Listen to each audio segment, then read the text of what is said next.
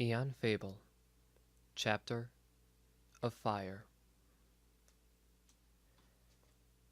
My story starts with a disaster. Actually, I'm starting in the middle of my story. I'll get to the beginning later. Shut it. It's my story. I can tell it however I want. Here's where I'm going to start. In the middle of a forest fire. And I'm there just strolling through the flames, but I'm okay because I'm a Flareon. Immune to burns. Completely. Never done it, but I can swim in lava like it's just mud. I'd love to try it, but lava's kind of hard to find. So, unless if you put me somewhere like the surface of the sun, I'm not going to feel a thing. It's just the way some of us fire types are. They call it flash fire. Now, Dad always told me that our little bonfires we had in the forest sometimes could set the whole forest on fire if we weren't careful. I believed him, but... Hey, shut it! I call him Dad. I know he's really my granddad, but I don't care. He was my foster father. He raised me. So that's what I'm going to call him. Deal with it. Anyway, I remember Dad talking about how the whole forest could set on fire, even just from the tiny burning embers in the ash piles. That's why he always made us pour water on them after we were done using it. Until that last glowing ember is dead, the fire could rebound from almost nothing, and keep expanding forever until there was nothing left to burn. He said it really could set the whole forest on fire. So, like the good little boy I was, I always made sure all the little light and the smoke was gone whenever it was my turn to clean up the fire. I believed him when he said it was dangerous, but I didn't really understand what it would look like until I saw it for myself. So, I got to see a forest fire for the first time. There was so much ash in the air, glowing orange in the sky, whole trees bursting into fire. From the distance, it looked like the ash cloud was a storm, and it opened up and dropped waterfalls of lava onto all the trees. There was just so much orange and red light everywhere that I could see. I couldn't believe how I saw entire trees burning at once. Sometimes when you tried to start cooking fires, we could barely even get one twig to catch on fire. But I got to see the fire spreading between trees like they were just little twigs themselves. Sometimes there was so much fire that the flames on the trunks would become invisible, and I'd get to see the tree bark just disintegrating like the flesh of a rat when you drop it in scalding hot water. Fires get scary when they get big. Even for me. I'll admit I was a little daunted by how mighty that forest fire was. I didn't like watching the bark peel off the trees, or having dead logs crashing into the ground everywhere around me. Fire or not, a falling tree could put me out, and I knew it. Believe what you want about fire tides, but that was not my paradise. I wouldn't build a den in a burning forest. I wanted out.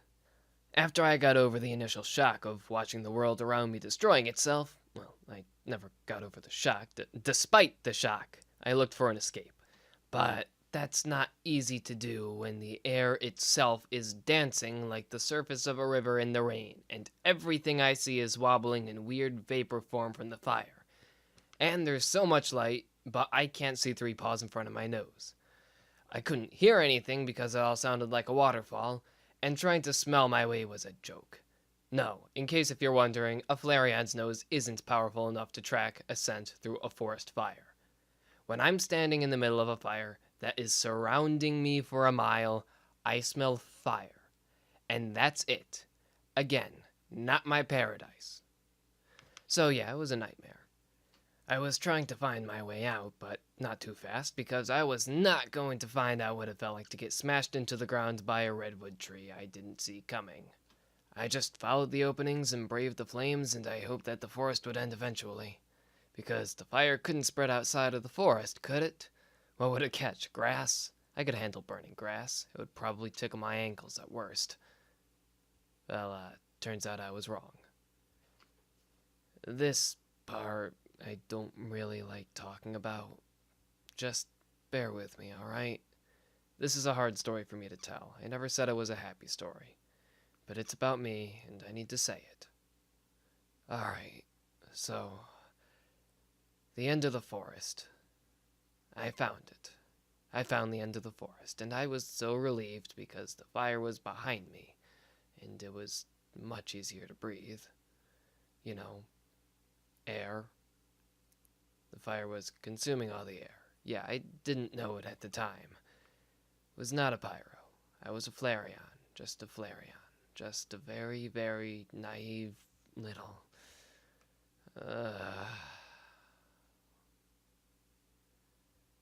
Well, I ran out of there and I thought I was gonna be alright.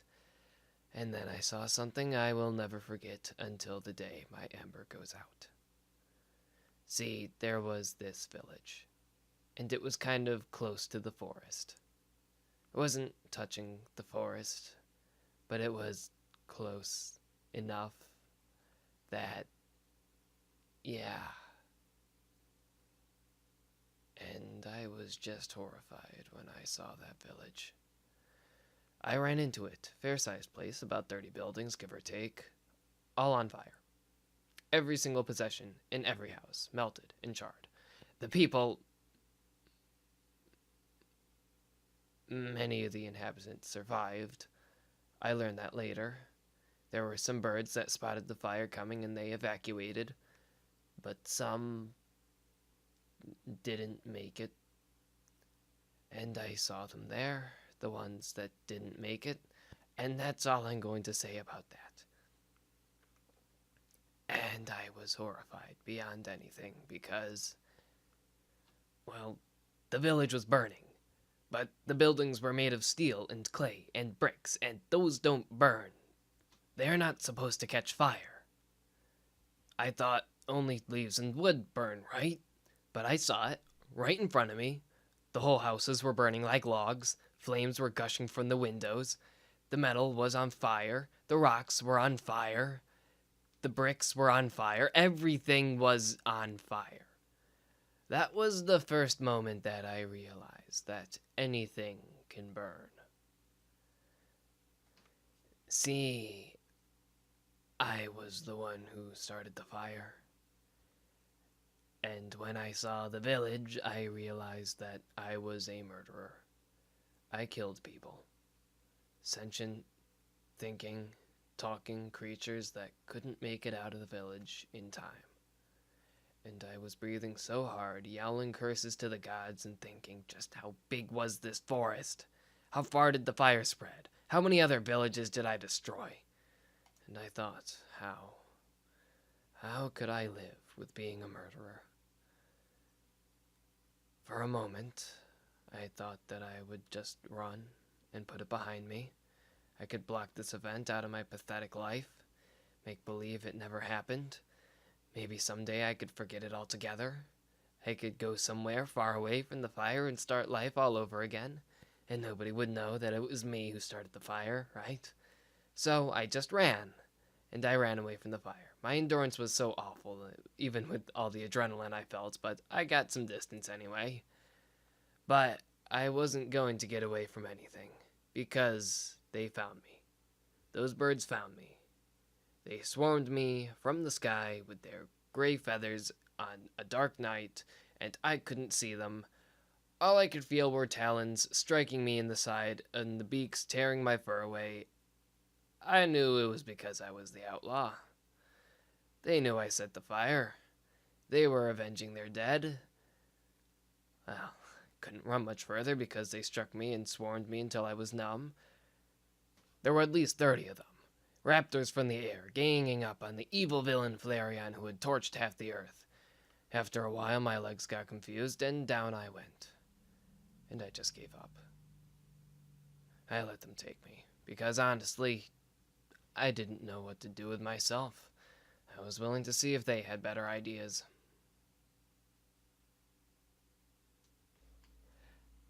I woke up in a dark place. And when I say dark, I mean it's like trying to see starlight in the middle of a forest. There was some light, but couldn't seem to see where it came from, so I assumed it was like magical light or something. I tried coughing some fire, and the flash I made was just enough that I could see that I was stuck in a chamber made of bricks. Underneath me, dusty gray bricks. They weren't very comfortable. The bricks on the wall were red. There were no doors, or none that I could see at least. Yeah, I didn't even question it. I knew it was a prison cell. Not a very big one either. I was a prisoner. Oh, and it smelled Oh boy, did it smell. In the corners of room, I smelled predators and prey, and ashes, and death. There were so many scents, they were confusing.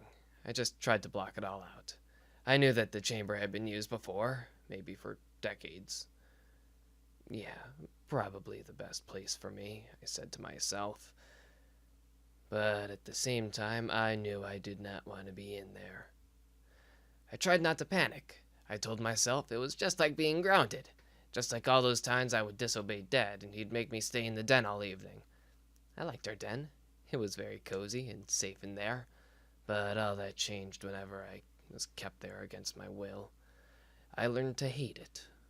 All it took was just losing track of time, forgetting to watch the sun one evening, and if I didn't make it back in time before the shadow hit the riverbank, Dad would send me to bed early the next day, and I would be trapped in the den while everyone else got to play their games.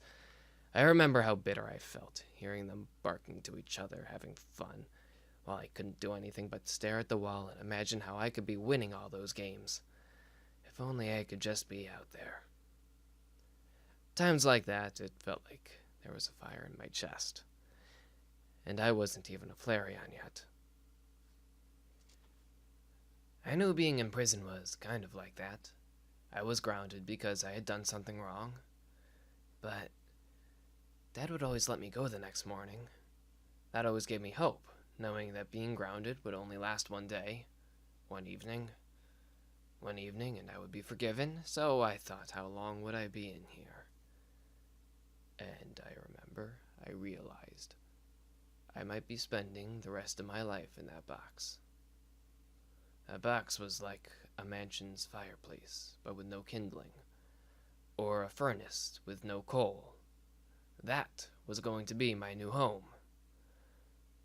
I know I did wrong by burning the forest, but the thought of spending the rest of my life there in that dark place, it really scared me.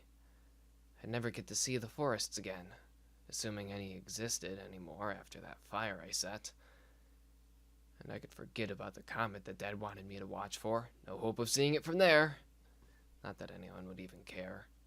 So I sat down, kept calm for a while, just stared at the wall and entertained myself with my own thoughts, just like I did when I used to be grounded. I don't know how long it was, but I like to lie to myself and say that it was a few hours at least. For all I know, it might have been 2 minutes. Then I just couldn't take it anymore. I snarled, and I clawed at the wall as hard as I could. I remember the sound my claws made when they scratched the bricks. It was such a terrible sound that it made me shiver, but there was just nothing else I could do. I wanted to see the sun again, or the moon, either one. I didn't want to live there, in that dark box, forever. I needed to get out. I liked freedom. And then I thought, what if I'm in here because they're starving me to death? What if they just put me in here so nobody would hear me scream? And so I clawed at the wall as hard as I could. Then I opened my mouth and, like an idiot, I scraped my fangs across the bricks. Yeah, I know I wasn't thinking straight. I remember I was so panicked there was a sudden pain in my mouth that snapped me out of it. Yeah, I gorged at the wall so hard that my right fang broke apart. Yeah, just like that. Tip had come right off. Oh, it hurt so much. Almost like it was burning. And then I laughed at myself, like I was going insane. I was tasting my own blood coming from my broken tooth, and I was laughing. I think it was because I forgot how it felt to burn. It was such a long time since I tempted fate and put my paw into the fire. And now I made my tooth burn with pain. And that made me laugh for some reason. Because I didn't need any fire to make myself burn. Pain could still burn. And then something got my attention. I heard claws scraping bricks, but they weren't mine. I even looked down and checked. Something behind me was making the noise. I looked around and I saw light, and I realized one of the bricks in the walls was moving. Someone on the outside was taking the brick out of the wall. I jumped at the hole so fast that I hit my head, because it was still too dark to judge spaces in there. And then I screamed at them. "Hey!" I said. "Who are you? Is anyone there? Where am I? What's going on? What's going to happen to me?" But whoever was on the other side of the wall, they ignored me. They just tossed in some things through the hole and put the brick back as fast as they could. especially after I scared them away with my yelling. I cursed at myself, because I thought I missed my only opportunity that I had to look outside. They were scared of me, the evil criminal. It was 4 seconds, and they were gone again. And the little chamber of mine was just the way it started. I searched the ground and found an oranberry and a rossberry they tossed in. I realized they were feeding me. So, they weren't condemning the evil murderer Flareon to starvation. They still wanted me alive for some reason. And I think that was just the small glimmer of hope I needed to keep from losing my mind on the first day. That was the first thing I could cling to. I ate the oranberry first. It made my tooth feel better. If I ate more, I knew my tooth would grow back soon. Oranberries just do that. They help you heal. Then I ate the rost, and it made me sick to my stomach. I remembered that rost used to cure burn wounds, so feeding it to a fire type was some sort of a sick joke. I thought they were trying to soften my fire or something. If that's all they fed me, I had no choice but to eat them or starve. I ate the berries. They weren't much, but I was used to going long times without eating. I had 17 brothers and sisters, and we all had to share the food. I learned to eat only what I needed, but after the berries were gone, I was back where I started. I just really wanted to know what was going to happen to me. Maybe I would have some shot at getting away, running into the far corners of the earth to escape everything. I just needed something to cling to, or I would fall apart into a feral. I really would. I stared at the brick wall. I thought, if they fed me once, they're probably going to feed me again, and I would have another chance to see outside my cell. So that's what I clung to. Of course, I had no idea what I was going to do the next time they fed me.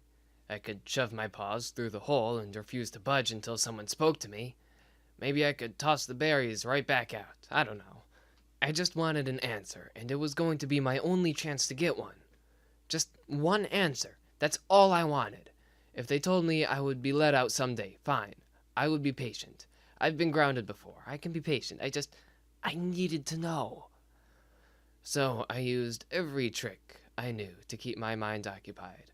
I counted the bricks in the floor. 308. Then I counted the bigger bricks in the walls. 62. Then I counted my heartbeats. I remembered how to tell the time using my heartbeat. My dad said that a second was defined by a human heartbeat, and that my heartbeat was 3 times as fast as a human's. So every 3 heartbeats was a second. I remembered getting up to 800 and something when I mixed up the numbers. Next thing I knew, a sound made me jump. I realized I fell asleep counting the seconds, but by that time it was too late. The brick was already back in the wall, and I was there, and there were more berries on the floor. I screamed things that I never said before. I screamed, "May the gods strike you! May Reshiram shove you up his tail!" And all the insults I thought I would never use because they were too vulgar or too ridiculous. I got so angry I smashed the oranberry under my paw. I probably would have burned down the whole nether forest if I had one. But really, I look back and I was just cursing at myself for being so weak. And unlucky. I didn't really have anyone else to blame at the time. Except maybe Dad, but I wasn't going to blame him because I didn't think he deserved it. Everything that went wrong wasn't his fault. Things go wrong all the time, and it's nobody's fault. It's just what we get for living in the world. And I knew I would sooner blame Arceus than Dad for what happened to me. So then I settled down after a while, and I tried to lick the berry juice out of the floor. And I tried to ignore all the sand and dust that got onto my tongue. Eventually it got so sick that I decided to eat the rost because I was so hungry. So I picked it up in my jaw. But I felt it was so revolting. I hated them making me eat these stupid rost berries. I knew they were just trying to make my fire go away. I didn't want my fire to go away. It was part of me now. I liked it. Kind of. But there was just so much hatred in me, and the smell of the rust made me so nauseous, I threw up. And it came out as a ball of fire, and it caught the berry. In seconds, the berry was a pile of nothing, and I had to spit it out because I hated ashes in my mouth. I think that was when I started wondering if my fire had something to do with the way I felt, because the fireball that lit the forest had come out the same way. I just roared because I was so frustrated, and the next thing I knew, there was fire everywhere. So I stopped and realized I was going to go hungry for the day, and it was nobody's fault but mine. I destroyed my food in my anger, and it didn't prove anything to anyone. So I tried to just calm down and think rationally. I glared at the moving brick, and I knew I would just have to try again to meet whoever was moving it. I'd just have to learn to stay awake longer. So that's what I did. When I got fed up with trying to salvage what was left of the berries, I walked laps around the room and promised myself that I would never stop, no matter how tired I'd get. And instead of counting this time, I replayed in my head what happened to me, and I thought about it. I remembered when I picked up the Eon Stone that night on the campfire. It was the first one that caught my eye, because it was red. That kind of color is just naturally one that catches your eye, you know? So I jumped at it. I wanted the red one. Maybe even I already guessed it had something to do with fire, because the campfire was right there and it made it look like flames. I was the fastest and I got to it first, so it was mine. I was so proud of myself. And I remembered what happened after that. Saying goodbye to all my siblings and to Mom and Dad. Then they sent me away with these weird creatures who were going to take me to a live volcano. And I was going to live there. And, well, I guess I shouldn't get to that part yet. Point is, I just went over it in my mind and I just paddled around and around the room. And every time I turned, I kept an eye on that one brick that was going to move. I was going to be ready, and I knew it. I think I stayed awake all night because I felt lightheaded after a while, and my legs sometimes wouldn't step when I wanted. I kept licking my fang to see if it grew back yet, but it never did. It actually hurt again, I guess because I didn't eat my orin. Sometimes when I felt really drowsy, I felt the fire inside me doing weird things. I focused on it and wondered how it worked. Even now, it seems so weird. It's like, you know how it feels when you're close enough to a fireplace that you start to feel a burning feeling? Like the warmth is sticking to you and spreading across you and sinking in? Really intense, but not so much that it hurts. That's how I felt from the inside out, all the time. There was this part of my chest, below my heart, and I felt the fire there. I even felt it dance sometimes, like the campfires. I always wondered how the flame would survive inside my body. And when there wasn't any room, and, well, I don't know. I figured my blood would put it out or something. I didn't understand. All I knew was that that's who I was now. That fire was the most important part of me. Well, I ignored my tiredness and my hunger, and I just kept thinking about my fire. And after who knows how long, I felt a vibration in the ground. It was so small, but it's something you'd notice after many hours of just straight nothing. And my fire in my chest burned bright, and I felt so excited. I knew it was coming. The brick was going to move, so I jumped across the room and I crept in front of the wall low and posed to strike like I was hunting a squirrel. And it moved, and there was light, and the brick was gone. And I jumped so hard I put both of my front paws out in the open air and held out the corner of the brick, and I raised up my hind paws to try and see outside. That didn't seem much, just a flat wall opposite of my cell that I figured was a hallway. But right there in front of me, on the other side of the hole, there was this creature that I didn't recognize. But I figured it was a grass type because it was mostly green and it smelled like leaves. But just then, I was about to say hi, it panicked and ran away. Of course, right? Because grass types burn so easily, just like trees and bushes. and I didn't exactly have a good reputation for not burning things. So I growled at myself for my bad luck and yelled, "Hey, wait! Come back! I'm not going to burn you! I promise I'm not going to burn you!" And I got so excited that a huge fireball shot out of my mouth and out into the hallway. Then I shut my jaws hard to make sure that wouldn't happen again. But it didn't matter. The grass creature was gone. But I was victorious. I had a grasp on the outside world, and there was no way I was going to let it go. Well, that is, until the little creature returned, and it had a bigger creature with it this time. It was a graveler, those huge boulder golem creatures. I've met some before, and honestly, I've never felt comfortable around one. Something about having 4 arms is just unnatural. Like they could grab me and tear me apart in 4 different directions at once. And so I saw this huge rock creature, staring me right in the eye, and it said, "Boy, you have 5 seconds to get your paws down, or I'm going to put this cinder block back in its place, and they're going to pop clean off your limbs."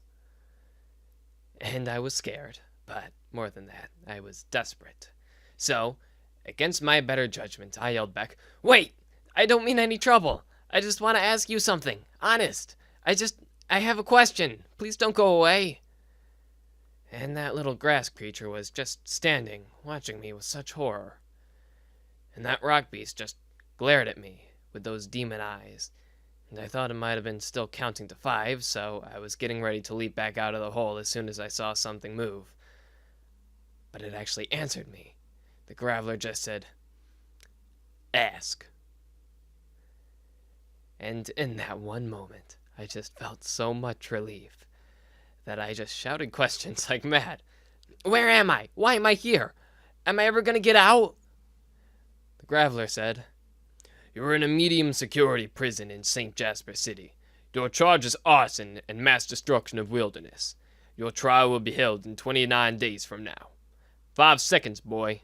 And I screamed, "Wait!" I got so excited that I almost spat fire in the graveler's face. I said, "Can you give me some more food, please? I lost the berries from last time because it was so dark." And the guy yelled in my face, "You will eat the food that you are given. 2 seconds." I jumped away so fast I landed on my back. Then they tossed in my rations for the day. The Orin landed next to my ear, and the Ross thunked me on my chest. Then they closed the hole in the wall, and it was dark again. I didn't even care about the berries for a while. I was just staring at the ceiling and thinking about what they told me. So, I was in a prison cell. Well, no surprise there. But now I had a date to look forward to, and that was just fine by me. I was good at waiting for days to pass. You should have seen how long I waited whenever my dad would promise me to get a new toy from the village. So, I wasn't worried I wouldn't make it. I thought about it too hard, and I realized. Trial. They're going to try me for what I did to the forest, which I'm completely guilty of. And all my joy was gone. I even felt the fire inside me doing weird things when I realized it. I was going to be found guilty and punished. What was the punishment going to be, I wondered? Death? Well, I tried to stop worrying about it. I thought, hey, if they let me out, I could try and escape somehow. Yeah, medium security prison my foot. At least it wasn't a high security prison. I bet I could get out. I'll just spit fire in everyone's faces until they let me get away. It was a joke, obviously, but at least I had my day to look forward to. That's all I wanted. That would keep me from going crazy. So I got back on my feet and I nibbled on my orange, trying to make small bites so that it would last longer. But as soon as I took the first bite, the brick moved again and scared me to death. The little square beam of light fell right onto me, and then there was a shadow. I squinted and I saw the little grass creature standing there, looking back at me. I still couldn't recognize what kind of a creature she was. She was short, she walked on 2 legs with this big round head and these whiskers that poked out above and below her ears. She just stared at me and said nothing, so I looked at her, weird, and said, "Hi?" She panicked and backed away from the hole. And she said, Uh, hi. Yeah, um, I, uh, I wanted to, uh, and she couldn't spit out what she was saying, and she just stepped aside so I couldn't see her. I just tilted my head and kept staring out into the light. She came back, though, and she was holding on to an oran. She said, here. and tossed it into the cell with me. She said, Uh, I, I'm sorry you, lost the other one. I don't want you to be hungry, so here's another berry. it took me a second to realize she was trying to be kind to me. She was disobeying the Graveler and taking pity on me. And that really meant a lot. After being locked up in that dark box for so long, it was the first kindness anyone showed me. And she said, Okay, I'll feed you. Promise. It's my job. Just don't jump out at me again, okay? I'll feed you as much as you want. and I stepped forward to pick up the new orange she gave me, and I looked up at her with the most respectful, thankful eyes you could possibly imagine, and I just said, "Thank you." Because, well, that's one of the things that Dad bore into our heads until it hurt. Show respect to people you don't know. Always say thanks. And always say you're sorry. I knew that was important, so that's what I did. I said, sorry I scared you. I didn't mean to. And she just looked away at me for another second before she closed the wall and left me in the dark again. I ate both of the orans, and for some reason they tasted much better than the orans usually taste. I made sure to enjoy them while I could. The hunger pains went away, and that was good because I didn't want to eat the roast if I could help it. Then I passed out and slept for a long time. And I'll tell you, I found a new reason to enjoy dreams. They let me escape from the dark box for a while and go back home. Or at least they let me think I escaped for a while. When I woke up, the first thing I did was start playing catch with the rost. The ceiling was kinda low, but I just tossed it into the air like a pine cone and tried to catch it again. I wanted to see how many times I could catch it before I'd miss. I think I got up to about 200 or something before the brick moved and my caretaker came to give me some new food. She didn't run away fast like she used to. This time she actually stopped to talk to me. But she was still so nervous, acting like she was completely at my mercy. She said, Flareon, here's your breakfast. Do you want 3 berries? I'll give you 3. I threw the rost I already had into a corner where she wouldn't see, maybe to keep her from thinking that I was ungrateful for it. Then I laughed weird and said, No, two's fine. You don't need to get in trouble for giving me more. I'll live. She smiled at me and gave me the berries. And I said, Thank you. What's your name? And, what kind of creature are you? I've never seen one of you before. She jumped like she was surprised to hear me ask that, and she said, Oh, I'm Cherry. I'm a chestpin. She hesitated and kept looking at me awkwardly. And here I am thinking, for a prison caretaker, she's really not the intimidating type. Then she reached for the brick and put it back into the wall, but she stopped and put it back down. She said, Oh, by the way, Flareon, your recess is later today. By law, we're required to let you run around in the courtyard every 2 days and let you get some fresh air. I thought you'd like to know that. That made me very, very happy to hear that I'd be able to see the sun again. Or the moon. Whichever. The outside. So that completely brightened my whole day when I heard that. Smiled big, and I just said, Thank you, Cherry. I can't wait. And she lowered her voice and said, You're welcome, Flareon. I was waiting for her to put the brick back. Not that I was complaining about having some light to see where the berries were, but when I bit into the first orange, she looked at the brick again, and then back at me. She said, You know, Flareon, well, I'm surprised to see you here, to be frankly honest. She laughed an awkward laugh and said, Sorry, you're It's just unusual to have someone like you down here.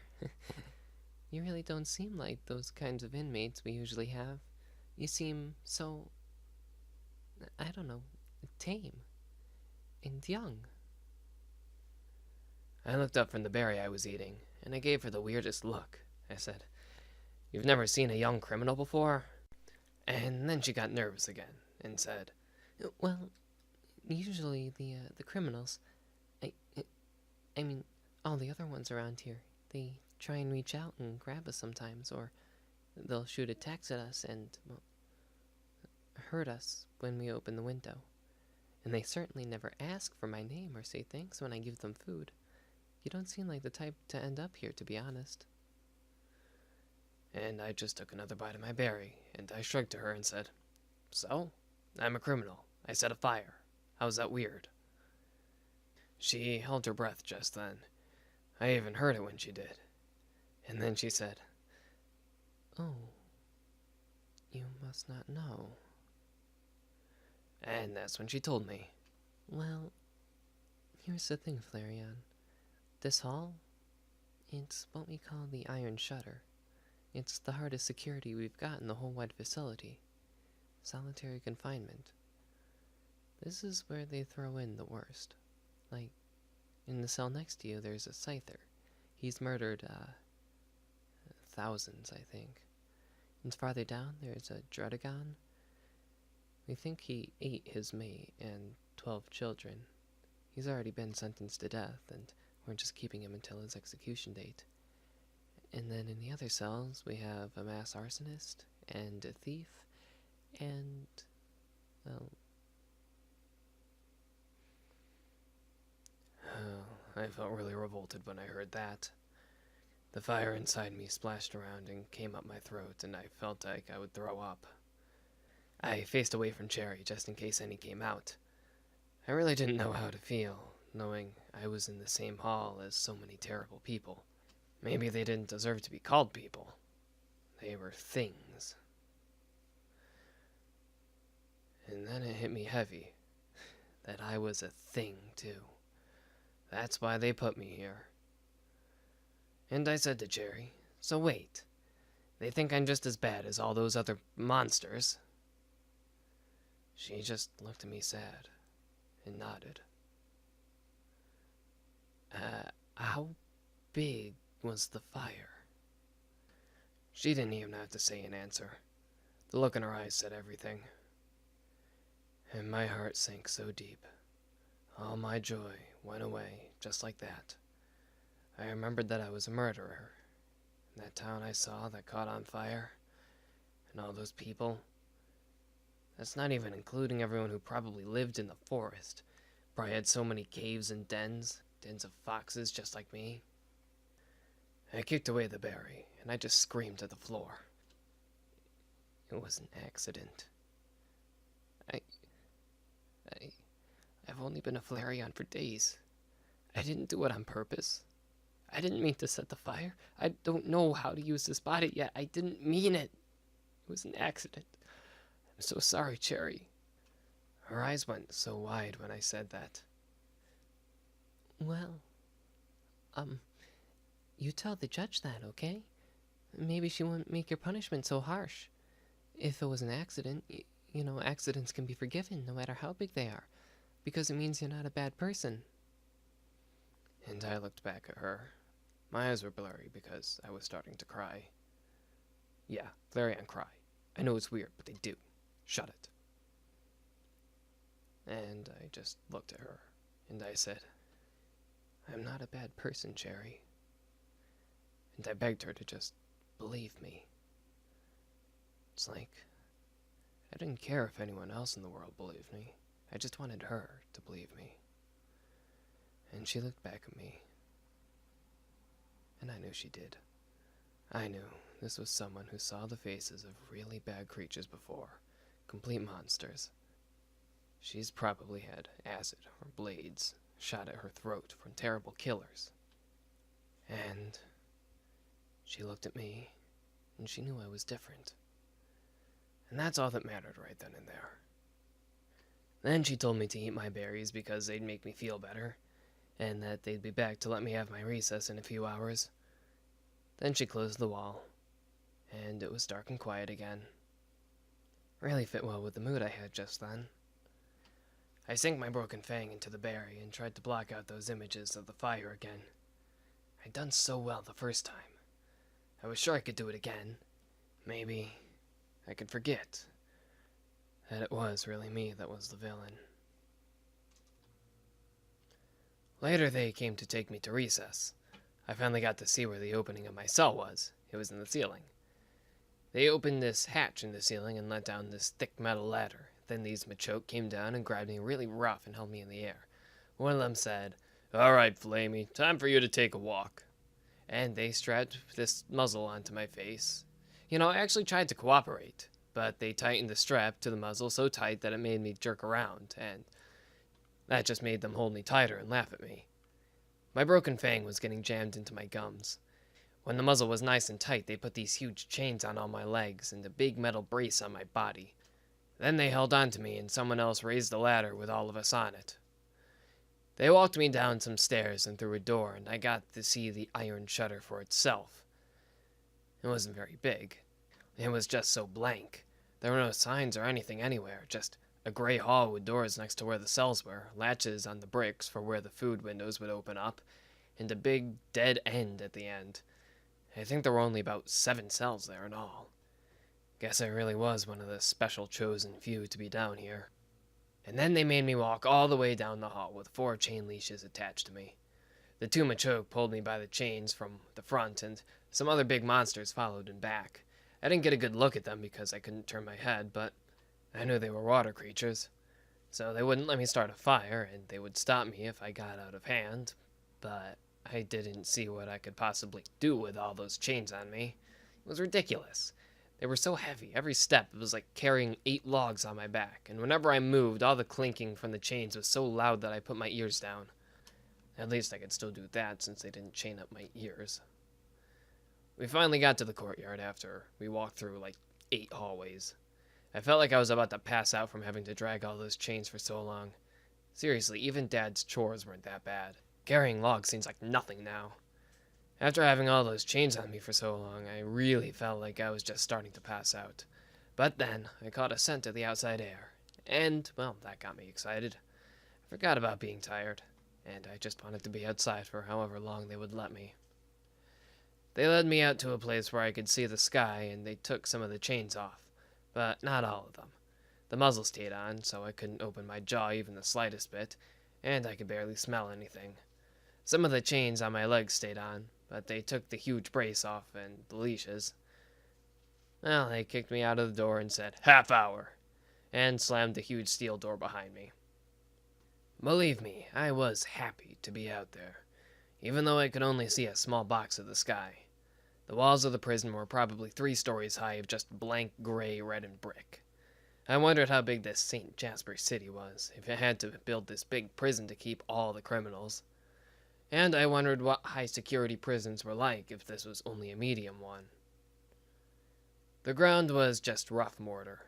No dirt or plants, just pavement. There was a weird water fountain in the middle. I peered into it, and it looked drinkable. And I probably would have tried some if I wasn't wearing this stupid muzzle. I guess they thought that juice from the berries was enough that I wouldn't go thirsty. By the way, yeah, fire types drink water. Think that's weird? We get thirsty too, just like anything else. Sometimes we even take a bath. Just, not with cold water if we can help it. Just being outside for a while made me so happy I probably would have yelled my heart out. If I could open my mouth. But no. I couldn't even run fast because it was so hard to breathe through that thing. So I trotted in circles around the fountain for most of the half hour. Then those jerks came back and tied me up and took me back through the whole walk a mile and a half in chains thing until they stripped all the stuff off and dropped me back in my cell. And they actually did drop me. When that muzzle came off, I didn't even get a chance to be all fake polite to them and thank them for letting me out for a while. I just took a foot into the face and landed hard on my rear, down in my favorite dark place. They laughed at me and covered me up for the evening. Tailake aside, yeah, I did enjoy the walk. even if I couldn't see anything but the pathetic little square of the sky. No sun, even. The sun was down too far to see. And there was nothing outside of the prison that I could smell, but the walk was important, because it was something else I got to get excited about. One more thing to look forward to, just because I tell you, when everything else gets taken away, those things mean something. But I noticed something weird. I crawled around in the dark for a long time looking for one of my toys, the raspberries, but they weren't there. I figured out that they probably cleaned out my cell while I was at recess. If by cleaning out they mean just took away my toys. All the terrible smells were still there, but it wasn't a big deal. I could just wait until Cherry came to give me another one. That was the other thing I had to look forward to. Cherry. She'd feed me 3 times a day, and she'd never just toss in the berries and run away. She would always ask me how my day was, and we'd have a little talk. There was no need to be fake polite with her. Everything I said to her was honest. I really, really appreciated the companionship she gave me while I was locked up in there. It was weird, but we became friends. Sometimes we'd even have long talks, although every time we did, she'd keep looking behind her just because she was breaking the rules by talking to me for so long and didn't want to be caught by anyone.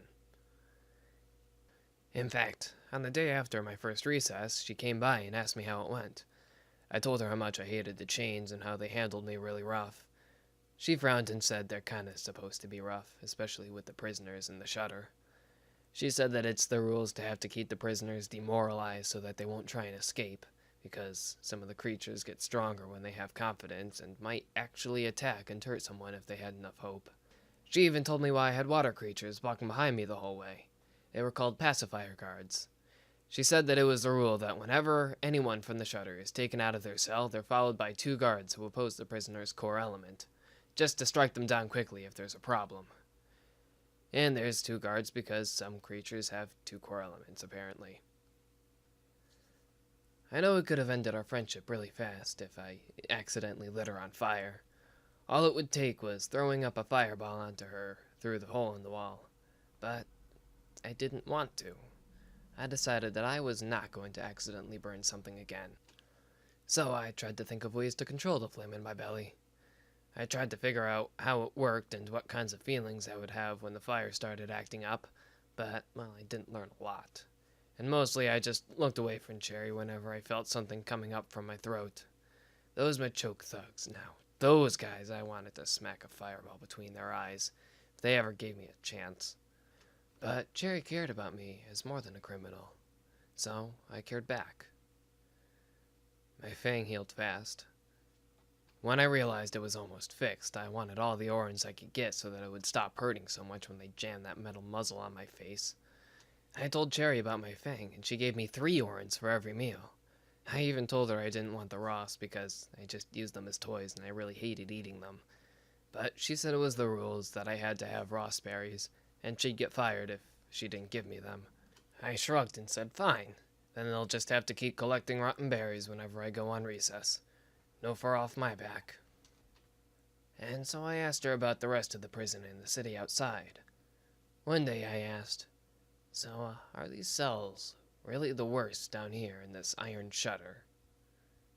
And she laughed and awkwardly said, Afraid so, kiddo. These are literally the most dismal places we have. Upstairs, the cells get windows. You get sunlight in your room. And some of them are communal, so they'll let you have roommates. And you get bigger meals. And sometimes they'll let you have visitors. Sometimes it's not such a bad place up there. Just, people who made a mistake and are only staying for a few days. In fact, that's where I'm usually assigned. Upstairs. I like it there. Nobody likes being assigned down here in the Shutter Hall. When she said that, it made me worry. I stopped smiling and said, does that mean you're only working a shift down here? Are you going to be reassigned back upstairs? She laughed and said, Yeah, but it won't be till a bit after your trial's over, so you've got me till then. Actually, I lost a bet with someone, so I landed with 40 days of Shutter shift. That's just the way things go around here. This shift is so notorious that I guess you could say that it's prison for the facility themselves. Yeah, I was stupid. I tried to get out of my yearly shutter shift and went double or nothing on, of all things, a gladiator in the tournament that was going on right now.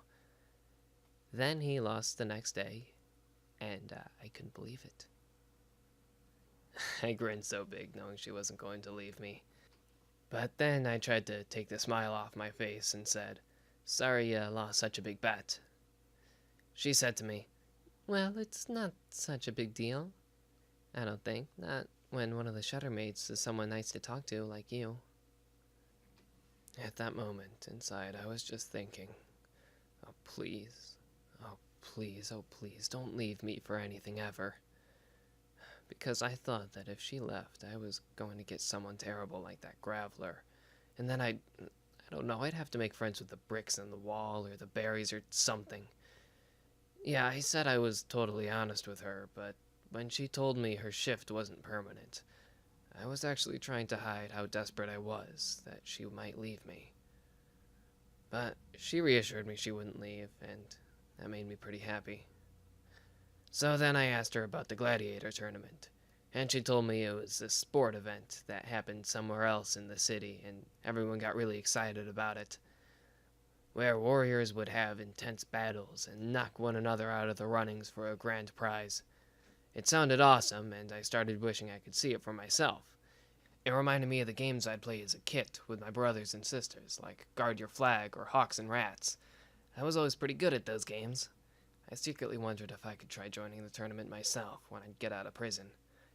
If I ever got out.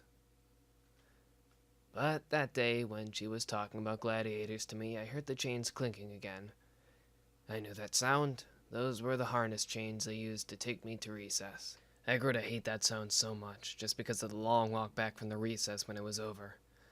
I think the walk actually lasted longer than the recess itself. And Cherry heard the sound too. She panicked and pretended she was feeding me, and she threw a raspberry into my cell. I looked out into the hall as the chains got closer, and I saw the Machoke walking by, dragging those chains behind them. And then I saw him. I could barely see him. I guess I finally got to see what it looked like from the outside when a prisoner was all harnessed up like that. There's so much metal that you can barely see someone from underneath it all. But right there, I saw this great big golden Reynard from under all the chains. I'd never seen anything like him before. He was more than twice my size and even bigger than Dad ever was.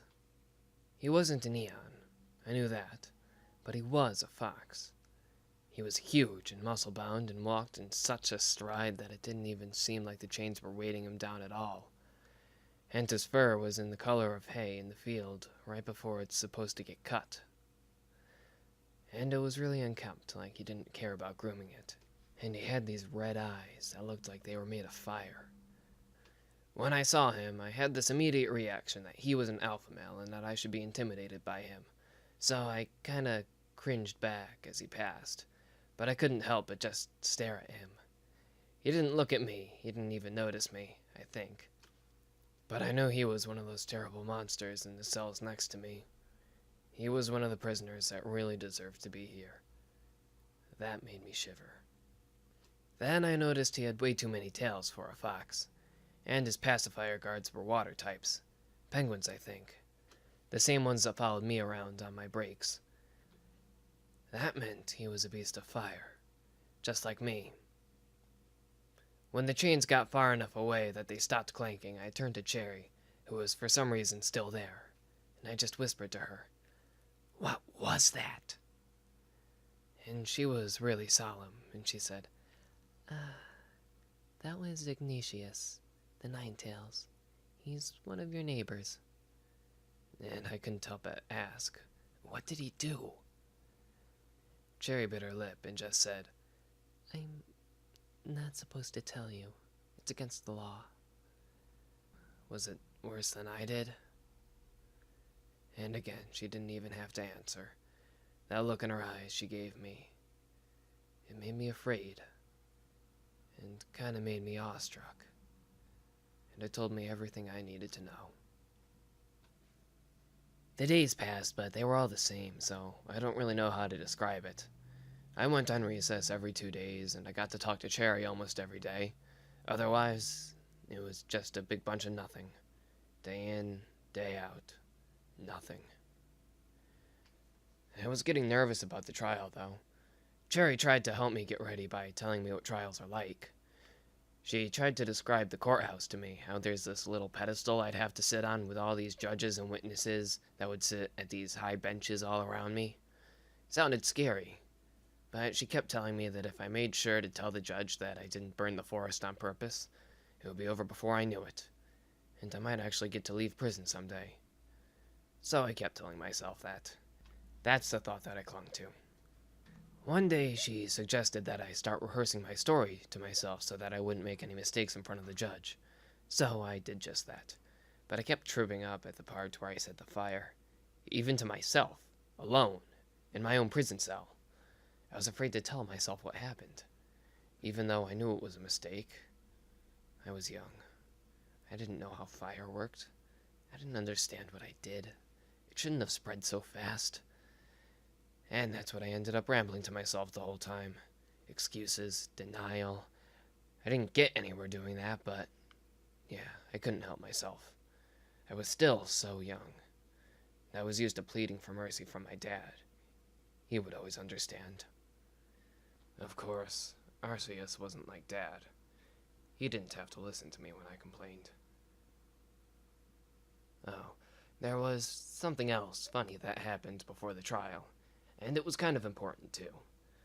I remember one day I was waiting for the guards to take me on recess, and I was tossing a raspberry around. I decided I was tired of having the raspberries taken away when I came back.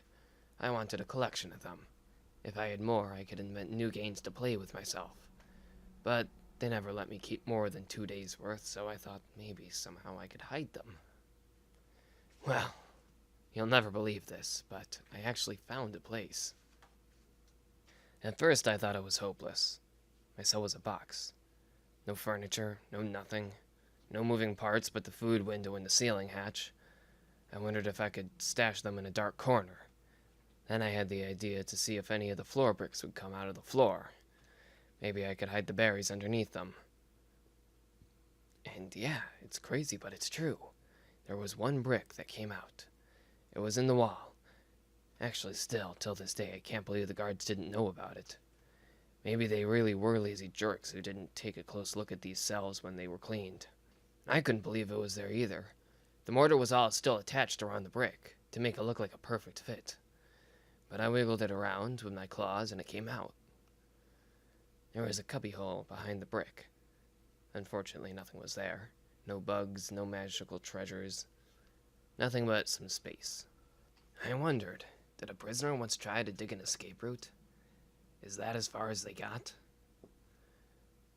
Well, once I found that hidey hole, I choked down one of my raspberries and left the leaves on the floor to make it look like I was eating them now. And I hid the other 5 in the hole. Then I put that brick back in place, and it was amazing how well it lined up with the wall, like there wasn't anything wrong at all. And yeah, I collected raspberries like that. After a few days, I had about 30 in there, and I couldn't fit anymore. At least not without squashing them and making all the juices leak out. Sometimes when I get really bored, I like to take all of them out and play games in really convoluted ways. I'd pretend that I was in the runnings for the Grand Gladiator contest, and I'd try to beat the world record for tossing raspberries into the cubbyhole from across the room. Or I'd try to master the sport of rolling raspberries across the floor so that they'd hit as many of each other as possible. Then I'd score myself and pretend I was the world champion. It made time go by fast. Sometimes when I was playing, I even forgot I was in my cell, just like my dreams. But the day came for my trial, and I was a nervous wreck. I was afraid to exhale anywhere because the fire inside me was splashing around so much that I thought I'd breathe it onto everything. It got to the point where I even considered just stuffing all of those raspberries down my throat and try and make my fire calm down. But I couldn't do that because the taste. Couldn't stand the taste. It was just so bitter that it would paralyze my tongue and make me gag. So I choked down just one and tried the self-control thing again. Turns out it wasn't really necessary because they put that muzzle on me when they came to take me to court. And that stupid tight harness. And all those chains. Cherry was there when they took me out. She was feeding another one of the prisoners. We just exchanged glances. She gave me a look that said, "Good luck out there." And I just smiled back. Except she couldn't see my smile with the muzzle on, so I tried to nod to her, but I couldn't turn my head. So I just gave up and hoped that she got my thanks somehow. And so there I was, going off to be judged. Those Machoke were leading me forward, those penguin things were behind me, and I was there, slogging along in those noisy chains off to my uncertain fate. I didn't know how the law worked in St. Jasper City. I didn't know how fair the trial would be, or how many people would be involved in the final judgment. Maybe it was going to be a complete joke for all I knew. A Genghis Khan court, if you will. It was a long walk to the courthouse, and never once did I go outside. Nope. Instead, there was this underground tunnel that went there. Probably so that the worst criminals, like myself, would never need to come in contact with the innocent, law-abiding citizens. I was dying on the inside. I felt like my fire would just overheat and make me explode. But I kept remembering what Cherry said. Tell them it was an accident. Tell them you didn't mean it. Because accidents can be forgiven. It means you aren't a bad person. And when I got to the actual courthouse, it was worse than I imagined. It was such a small chamber. Small, but tall. And dark. In the center was this circled stone, and they took all the chains off and told me that I needed to go sit on it. Yeah, they took all the chains off. Obviously, the guards stood in front of the door and blocked my way out, but that actually surprised me. I got to stand on trial as myself, and not some pathetic-looking thing tied up in chains. At first, I didn't see anyone else in the room at all. Then my night vision, honed by the days of living in a dark box, kicked right in, and I saw things moving in the shadows, way up high. All around the outside of the room there were platforms, and each one had a different creature sitting on it. I couldn't see their faces. I couldn't make out what kind of creatures most of them were. There was only one platform visible, besides mine, that had any light. The High Judge. She was a Lucario. I recognized her species. I saw one of them before during my childhood. One of my dad's friends was one. She came out of a door somewhere up high, and then just sat down on her platform and looked at me. She looked so strong and confident. I just knew she was the High Judge the moment I saw her. I realized right then that I didn't know how big the room actually was. The Lucario had come out of the shadows. The platforms around me looked like walls, but up high, the room could have gone into the darkness farther than I could see. There could have been hundreds watching me, and I would never have known. It was a room designed to keep me away from the judges, and anyone else I would want to hurt, and to hide anyone from my sight. After an eternity, the Lucario judge started the trial, and she had this shrieking voice that actually sounded kind of like the chains I wore. Prisoner 6, if you are so capable, please speak your name if you bear one. If you are incapable, or otherwise do not bear a name, we will commence with the proceedings, in which you will be addressed and referred to as Prisoner 6. And everyone in the room went quiet and they waited for me to say something. And I did something silly. I decided they didn't have a right to know my name. None of them had a right to know my name. There was no reason for them to know. I didn't actually like my name all that much anyway. I was embarrassed by it. So, I panicked, and I picked the first name that came to mind that had anything to do with fire. And so I said, "My name is Ash." And the room erupted into laughter. I'm serious. The High Judge Lucario didn't look very happy, but her assistant judges were snickering at me. I'm sure I heard other voices too. Just another reason for me to want to curl up and die. But oh no, they weren't going to let me do that. I had much more embarrassment to go through. The Lucario lady said, Very well then, Flareon Ash. We gather here on this occasion to determine your guilt and punishment of your crime. Second Counselor will now recite the crime that has been attributed to you. A deep voice came from the dark. It said, "According to spectators, on the date approximately 30 days in the past, Flareon Ash began the great fire which has demolished the Beko Woods and continues to ravage Salamander Ravine and northern Pikesfoot lands even to this moment. He is to be punished for this act of widespread arson and for the losses of such habitats, including but not limited to Beko Village, Javelin Village, Dragon's Right Village, and every other such habitat affected by the fire, measuring approximately 22 miles in diameter and growing. Avian sources claim that he was spotted escaping from the vicinity of the fire's origin, and can offer no other reasonable explanation of how the fire may have started. We can reasonably assume Flareon Ash was the cause." Can you imagine how I felt when I heard that? Knowing I had destroyed so much, so many villages just like the one I saw. And on accident. It was a simple accident. I saw those people on fire, in front of my eyes again. Those things I don't think I would ever forget. I didn't hear it when the judge asked me a question. She had to ask before I answered. She said, Flareon Ash, do you admit to this act? I heard Cherry's voice in my head, telling me to just tell the truth. So I did. I said, "Yes, I started the fire." I must have said something surprising because everyone started talking at once. The judge yelled something in a foreign language and made them all shut up. Then she said, Flareon Ash, do you have a license for your evolution? What? Did you, or did you not, earn a license to evolve using a Firestone? Did you complete the certification process necessary to lawfully evolve into a Flareon? I hadn't ever heard of anything like this before. A license to evolve? What? How is that possible? How is that even... We need licenses to evolve here. How can they expect that? How can they even begin to justify that? Am I dreaming? Am I imagining myself here? Am I still back in my cell or something? So I just said no. Again, I told the truth. I said no. I don't have a license to be a Flareon. And everyone in the room was talking again. There was so much noise it echoed off the walls and sounded like the wind. But the Lucario shut them up again. Then she asked me, Flareon Ash, are you aware that here in the Zarnia region, becoming a Flareon without a license is a mortal criminal act punishable by death? Any self-control I had at that point was thrown out the window.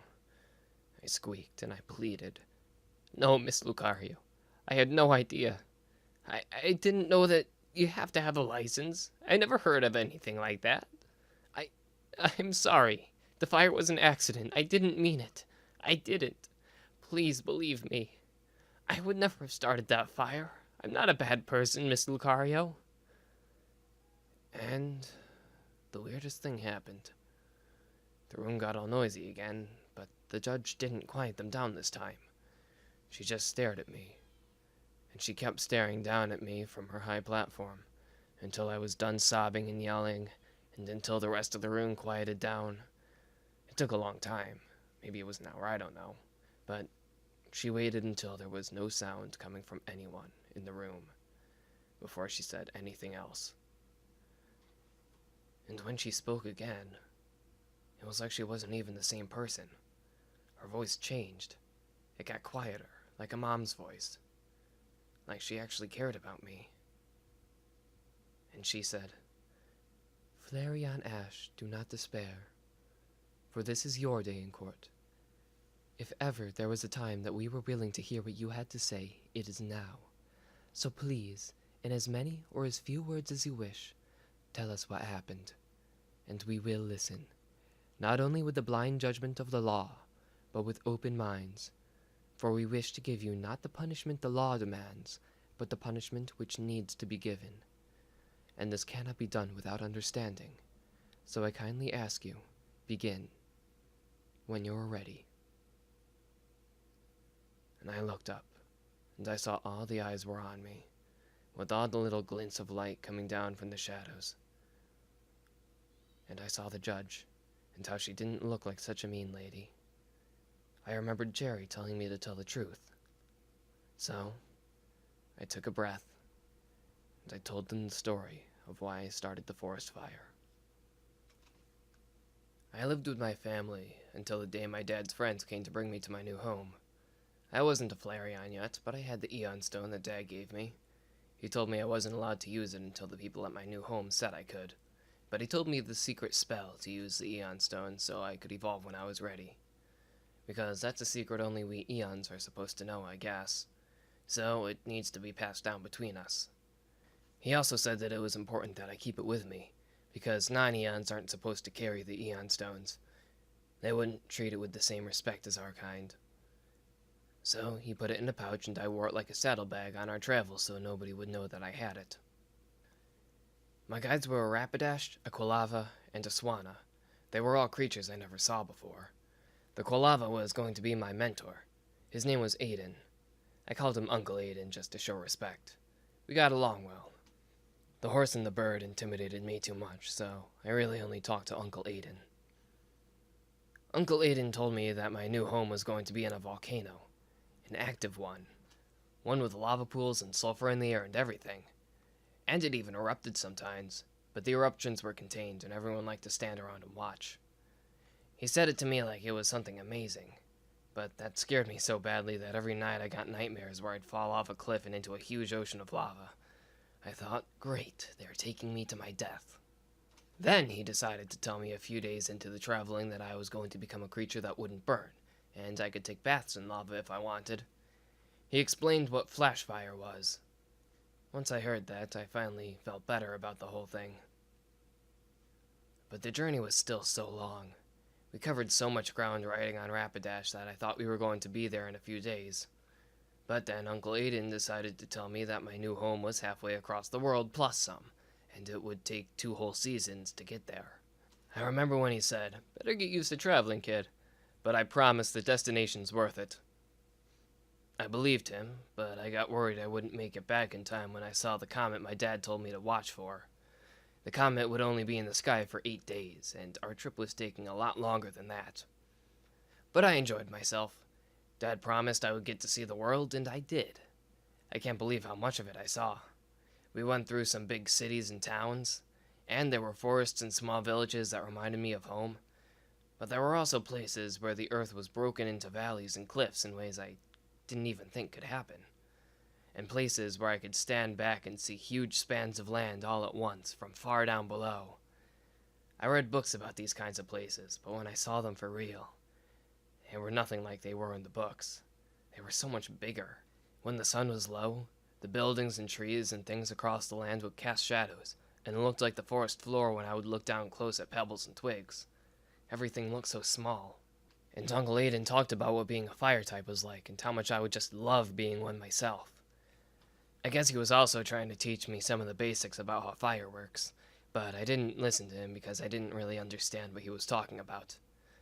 I didn't get the point that being a fire type would literally mean that one of my internal organs would catch on fire, and I could do whatever I wanted with the flames.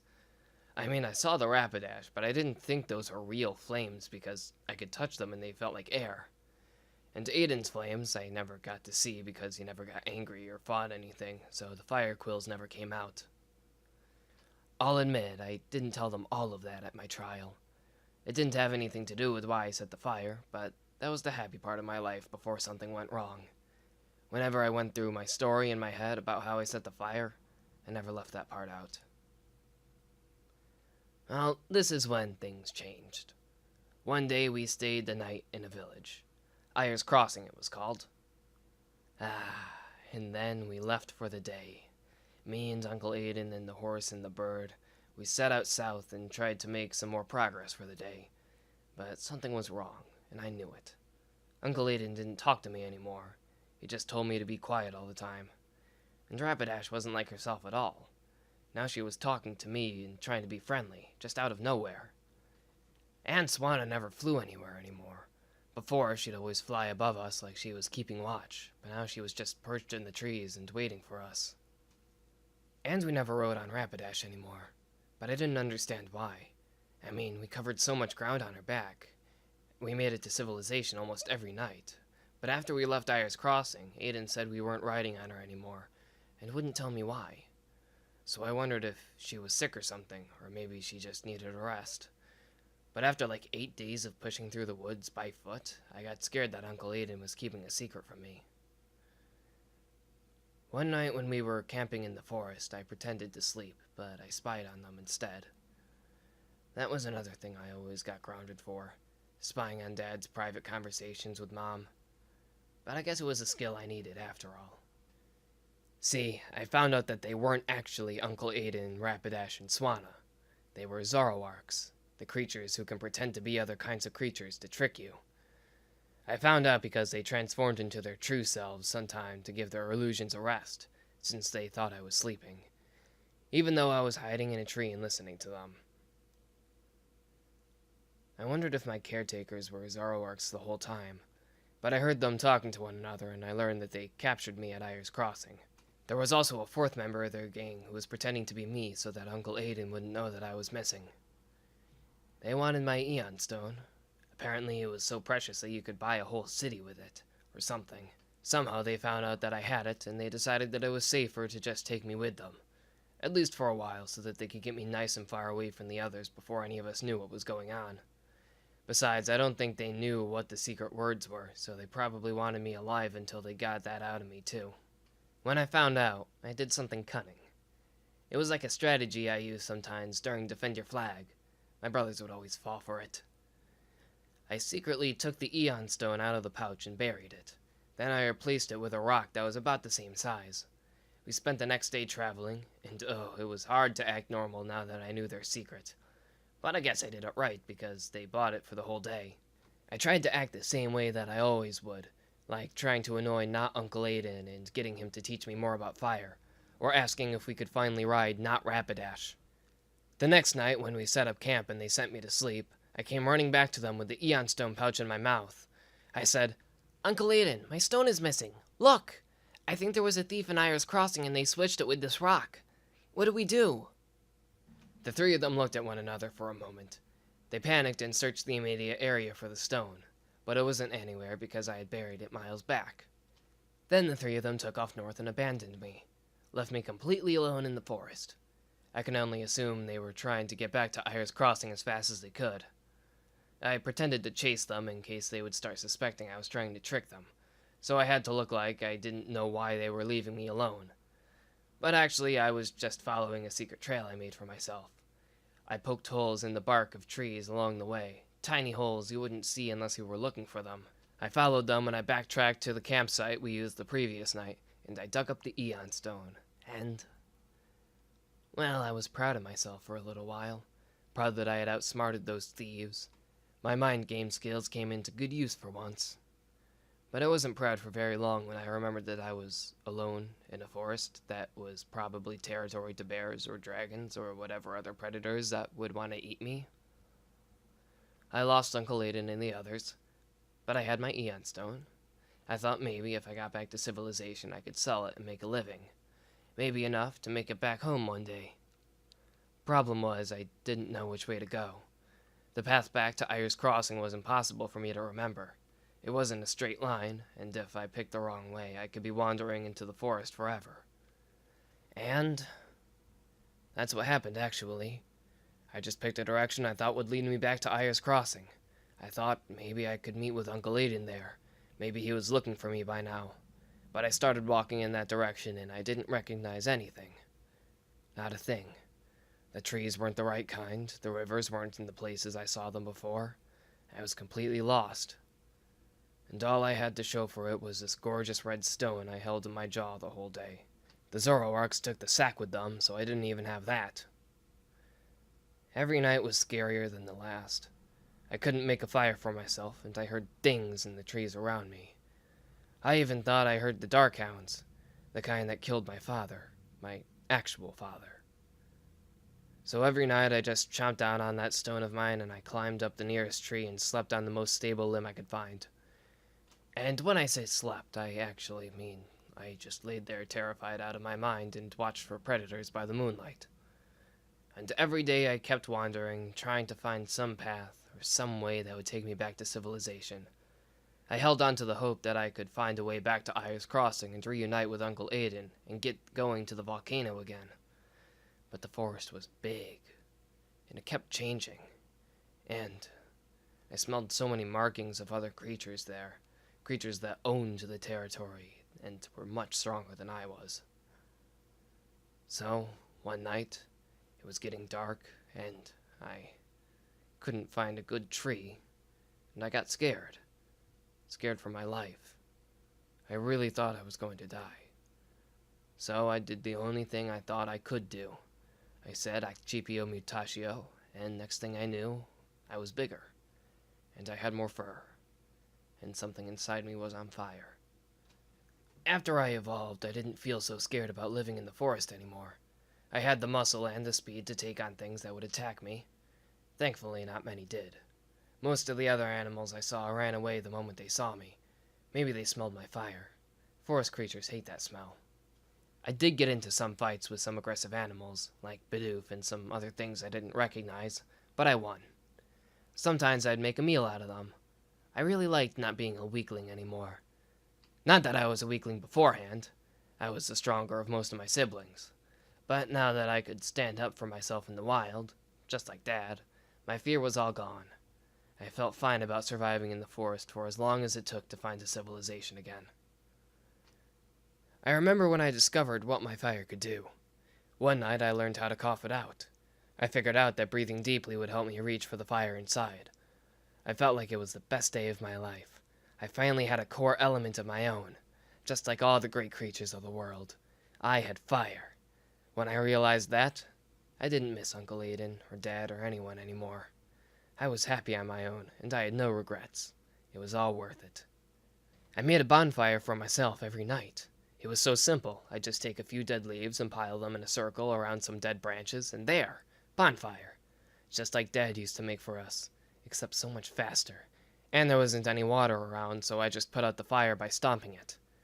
And I found out that Uncle Aiden was right. I didn't burn. It actually felt really good to walk on fire now. Although whenever I did, my fur would stand out on the end, and I didn't understand why. I liked burning things. I would search the forest for new kinds of wood and plants and watch how fast they would burn. I watched how the fires spread across the surface of leaves and made them disappear. I didn't understand it, but I wanted to watch it until I understood. But whenever I made a fire, I was a good little boy, and I did what Dad told me, and I stomped it all out before moving on. I made sure not a single ember was left alive. I must have lived there for an entire season. Every day I'd wander around trying to find a civilization, but I must have gone the wrong way, because I just found more forest every day. It didn't bother me, though. I was happy, because I had an unlimited supply of fire that wouldn't hurt me. Just like the Rapidash fire didn't hurt me.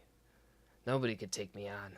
Not even those Darkhounds. I knew I could chase them away if I had to. And then one night I killed a deer, just because I was hungry. Sawsbuck, I believe they're called. I was so proud of the kill, the accomplished predator that I was. I didn't even have to use my fire. I just outmatched its speed and aimed for its neck. Then I went to get some good logs to build my fire and cook the deer. I could eat raw meat, but Dad always would cook the meat for us, and I liked my meat brown and tender instead of stringy. Then I came back with the first log, and I found some critters eating my meat for me. Of all the things, Darkhounds. Poochiana, I think they're called. There were 4 of them, and they were just digging into my deer. I turned my back for one moment, and they came over and ate half of it. I got angry, and I just wanted to roar at them, just to scare them away. That was always the easiest way to get wilds to go away. Scare them, especially when you're bigger. So I planted my feet in place, and I released the biggest roar I could make. Except, no sound came out. A really big fireball shot out of my mouth and flew up into the air and crashed into something. Turned out to be a dead tree. The upper limbs caught on fire, and Yeah. Well, it sure scared the hounds away, but I couldn't have cared less about my deer at that point.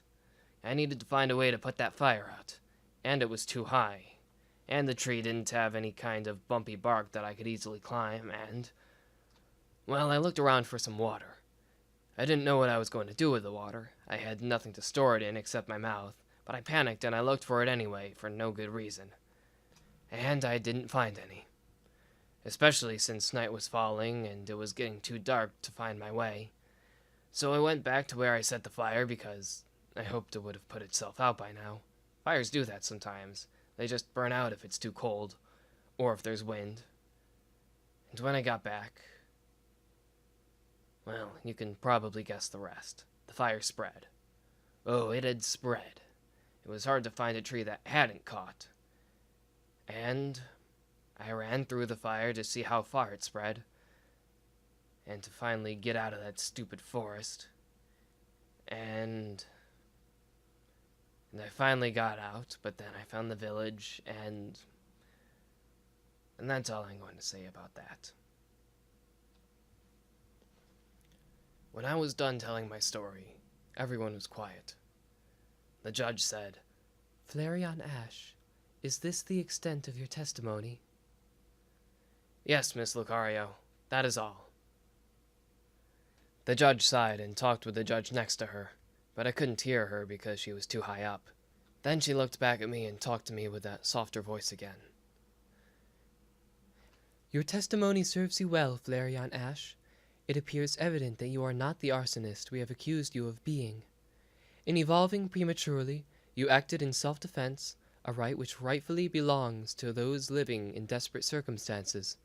And you have explained to us your deed was an accident, and that furthermore you made an honest attempt to put out the fire once you realized what you had done. In light of these things, Flareon Ash, I do not see the need to sentence you to death. It is an inappropriate punishment, since I find it clear that you are, indeed, a good person. The Council will now take a vote on the proposal to mitigate the penalty on Flareon Ash's actions. And they went around all above my head and took a vote. 17-1, they agreed not to sentence me to death. But you probably already knew that, since I lived to tell the story I'm telling now. Well, that's still not the end of my story, because the judge looked back at me and she said, Unfortunately, you leave us with a difficult situation, Flareon Ash. Do you understand why an Eevee requires, here in the Zernia region, a certificate of training and a license to evolve into a Flareon? I shook my head and said, No, Miss Lucario, I do not know. And she explained to me. Understand, though we find you to be a good person, with no ill will in your heart, there remains the issue that, by your very existence, you pose a grave threat to the people and habitats which surround you. Let me explain. When undergoing evolution, it is said that a creature volunteers to a core element if they did not possess that core element prior to evolution. For instance, a Bidoof, when growing into a bee barrel, volunteers to the water type. That is, it gains the properties of a water elemental creature, when it previously did not possess these properties prior to evolution.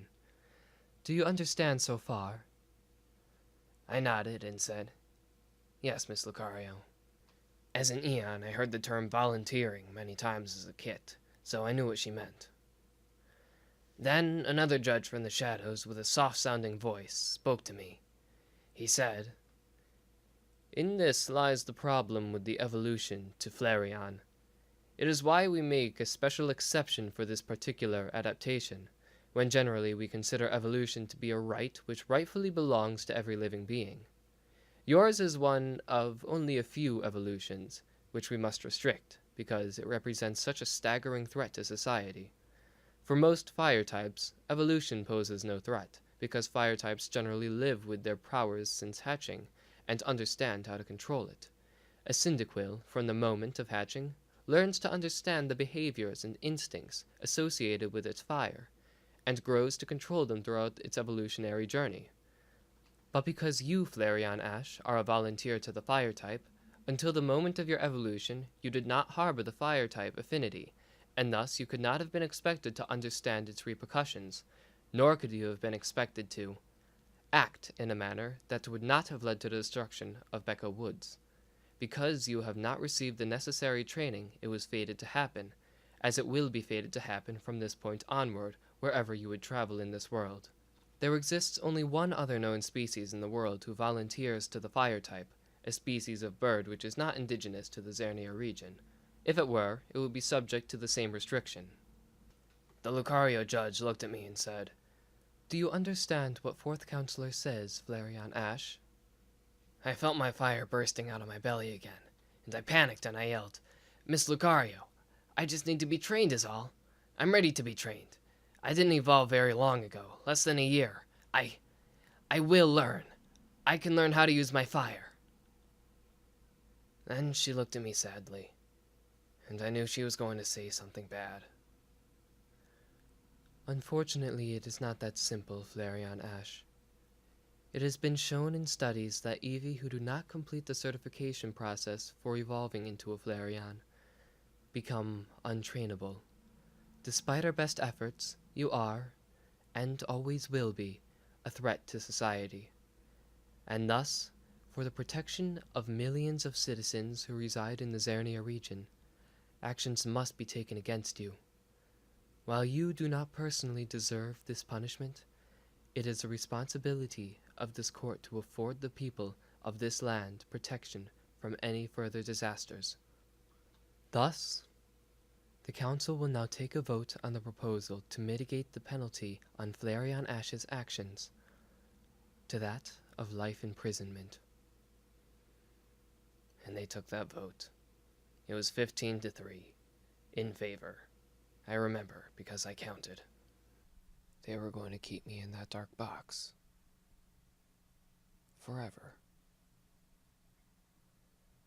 I don't really remember how the trial ended. I just remember dropping like a limp carcass on that stone thing and not moving. The guard said to force me up. They put those chains back on me. They put that muzzle back on me. They dragged me all the way back to the iron shutter. And they dropped me head first onto the bricks which paved my cell like I was garbage they were throwing away into a compost pit. But I barely felt any of it. I was just in a frozen stupor at the thought of living in that dark box for the rest of my life. My thoughts were already back in my dreams, flying away outside the prison, and my fire felt like it was actually going out. I remember that Cherry came later that day. Jess said she was so sorry. I didn't even look at her or say anything to her. I needed time alone. And apparently I was going to get it. A lot of it. For a while, I was dead on the inside. Not really any other way to put it. Cherry came and went with my food. I knew she wanted to talk to me, but I didn't think there was anything else she could say that would make a difference, so I just sat in the corner and stared at the wall whenever she came by. The recesses came and went too. They were blurred together with the rest of my miserable existence, and they didn't really make a difference either. It just reminded me that I would never get any more freedom than that. I knew I needed to accept my new life. Either that or plot a daring prison break. Or do something creative with that brick I kept all the rosts behind. I knew that if I tried, I could figure out a way to do something with that would, so to say, put me out of my suffering. I had to choose between one of those three things: acceptance, escape, or giving up. I had a feeling that a prison break would be the ideal way to go. Even if it failed, it would be a more fun way to end up dead. But it was still the hardest choice in my life at that point, and I spent a lot of time thinking about it. One day, I don't know how long it took, but I decided something. I decided, before I choose which of those three things I wanted, I would ask Cherry if I could write a letter. I could explain where my dad lived. I thought maybe I could dictate a letter to Dad so he would know not to expect me back home for the comet. So at least Dad would know that I did my best, and that I love him. And that's what I clung to. So I waited for Cherry to come by again so I could ask her about it. Only problem was, I think it was the night I decided that, because it was taking so long for her to come. I decided to just sleep. The sound of Cherry opening the window to my cell always made me wake up, so I didn't think I would miss her when she came. And that's when life decided to get interesting. Something woke me up the next morning, but it wasn't Cherry. Actually, it was a loud voice barking at me. "Up, you whelp!" I thought it was one of the Machoke guards, or whoever's turn it was to chain me up and take me out to recess. But it was someone I didn't expect to see. It was the Golden Reynard who lived in one of those cells next to mine, Ignatius the Ninetails.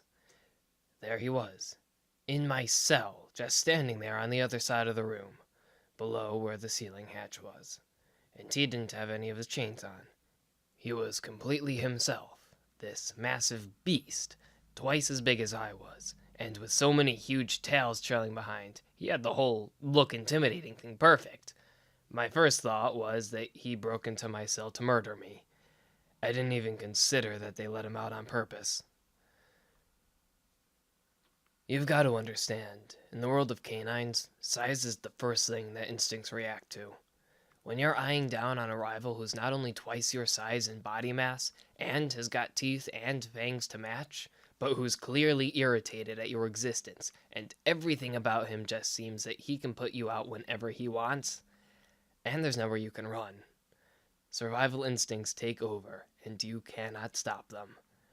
And my survival instincts told me to back up against the wall and be a miserable coward who couldn't say anything. And I just watched him taking steps toward me, and I crouched down and tried to think of how I could fight him. He barked at me.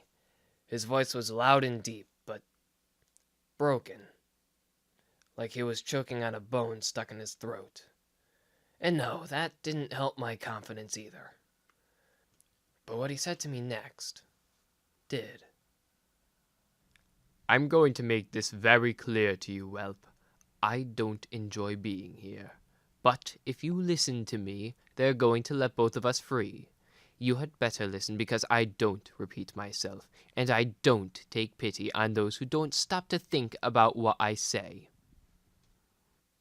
I wanted to ask him what he meant about being let free, but I was still just so shocked he was even there. I just squeaked.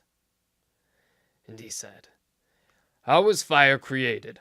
First lesson. How do you make fire?" I didn't have any idea why he was asking it, but I was so afraid of him that I didn't ask any questions. I tried to say, "I breathe it out," but I just squeaked again.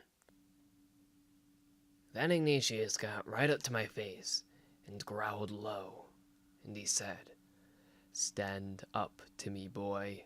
Really think I can do anything to hurt you? If we both don't play along and dance the way they want us to dance, this is all going to be pointless.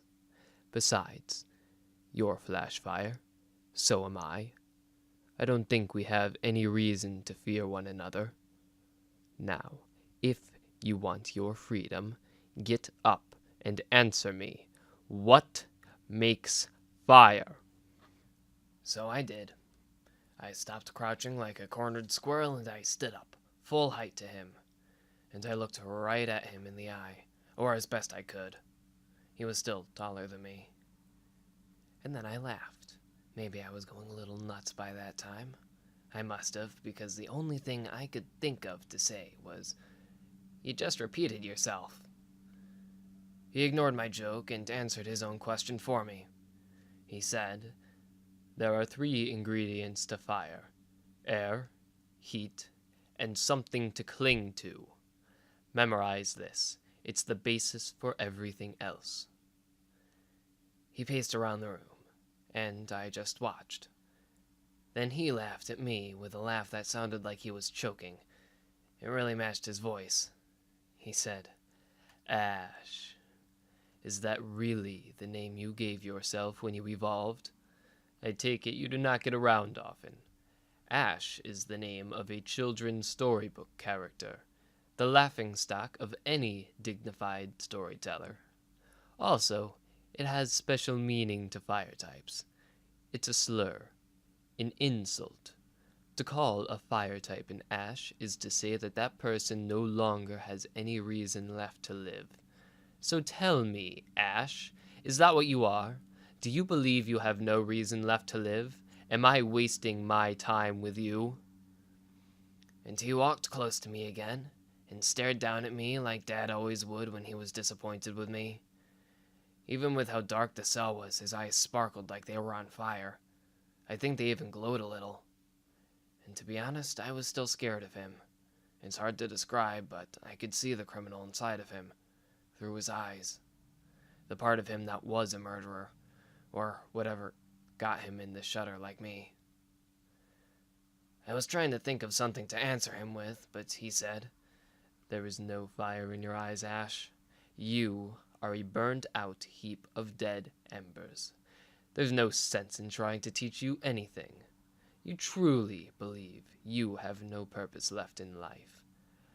I don't think you even want to escape from this place. I snapped back at him and said, You're wrong. I don't want to spend the rest of my life in here.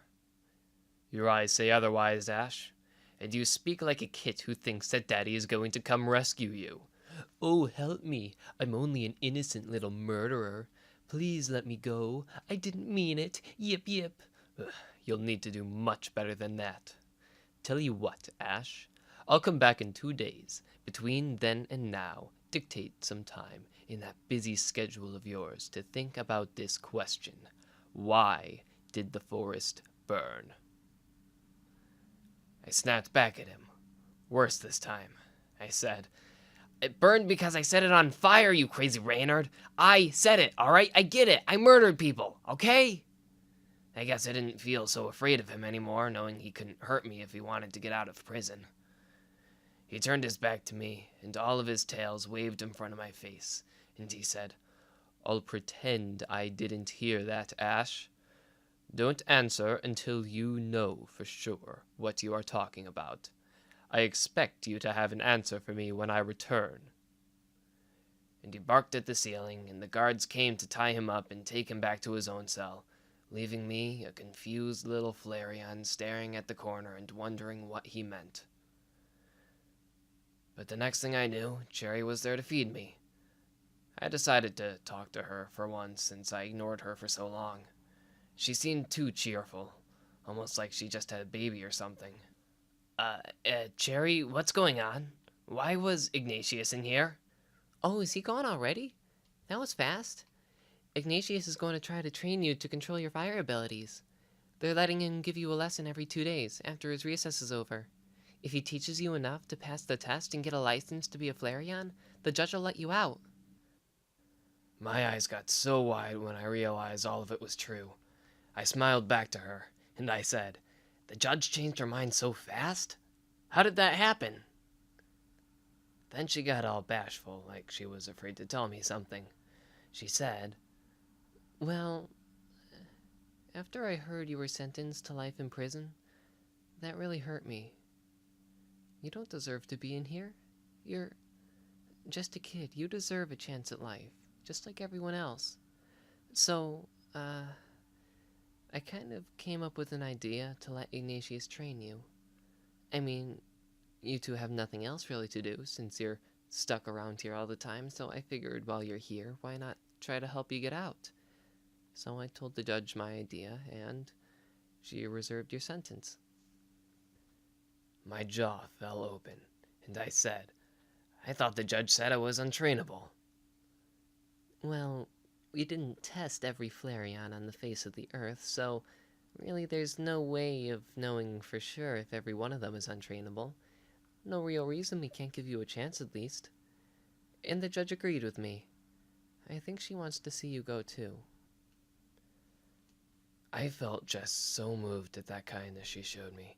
I completely forgot about asking her to write a letter.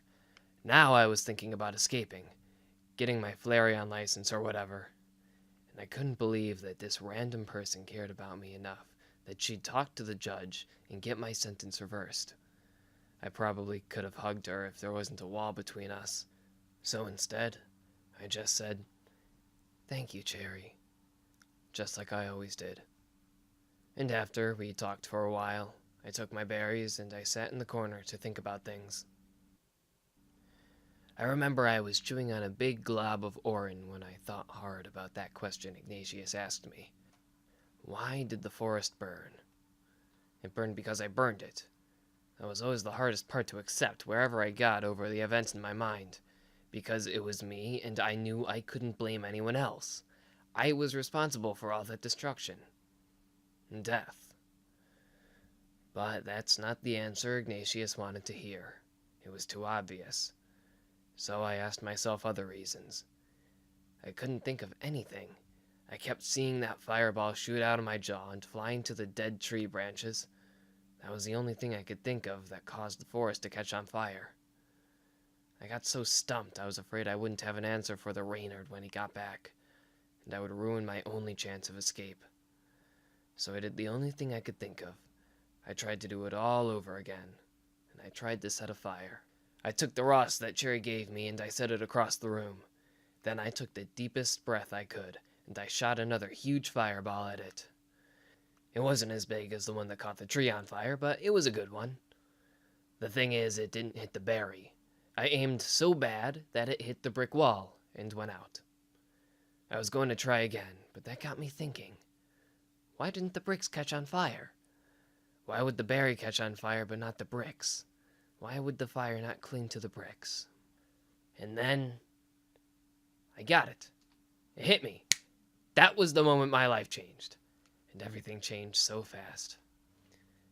At first, I didn't even know how to feel about it. It meant that all those hard feelings that I had were wrong. It meant that St. Jasper City and their law enforcement or whatever was completely insane. All those judges were crazy. The laws were crazy. The prison guards were crazy. Just like that. There was no reason for me to feel guilty anymore. Because I understood for the first time what I did. I finally learned how to accept the fact that I was a murderer. Because I wasn't one. I got restless. I couldn't stop thinking of the fire in new ways. And I felt angry because I knew I didn't really belong in prison.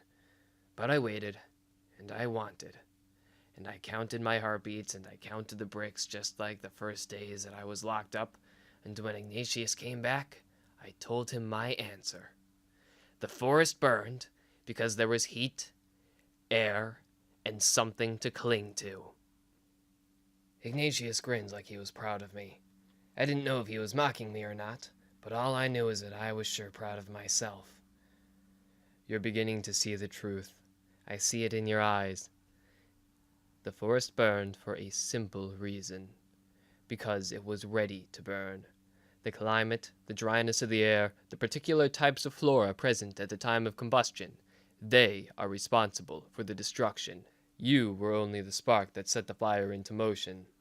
If not you, then a bolt of lightning, or a pile of leaves on a particularly hot day, or perhaps even a wild animal with the power to summon fire would have done the same. It was only a matter of time. It was fated. Does that mean that nobody could have saved the forest? Because there were dead trees that the fire could cling to. Why would anyone want to save it? It saved itself. Forest fires need to happen. They're normal parts of the life cycle of this world. They're healthy. They redistribute nutrients in the trees, and the ashes fall into the ground as fertile soil. In fact, the scientists that study climate know exactly when they will happen. Becca Woods was due for a fire this year, and they all knew it. And most of the citizens who fell in the fire already knew that as well. They understood the risks of living where they did. They were only waiting for it to happen, so they could know who to blame. And I thought about that for a moment, that it's okay for forests to burn. They sealed me in a dark box for doing nothing wrong, for helping. I got so angry, not only because they kept me in there for so long, but for making me submit to them, for making me feel bad about setting the fire and making me think I deserved to be locked up like that. I remembered what Cherry said once. that the guards treated me so bad that I'd lose hope and not fight back. I realized they did that on purpose. And for the first time as a Flareon, I felt really alive. I never knew my fire inside could get so strong, but when I felt the hatred for being kept up in prison like that, I felt my fire doing new things to me. The heat was spreading down into my limbs, and I didn't feel sluggish anymore. I knew I was going to get out of that prison. I was going to do whatever it took to get out. I asked Ignatius, if fires are supposed to burn, then why am I in prison? He didn't answer me at first. He just laughed. And he laughed for a long time. He was still laughing when he answered me. You're here because people are afraid of change. Because that is fire's purpose. It is a force of change, to destroy the past, so that the future may take its place.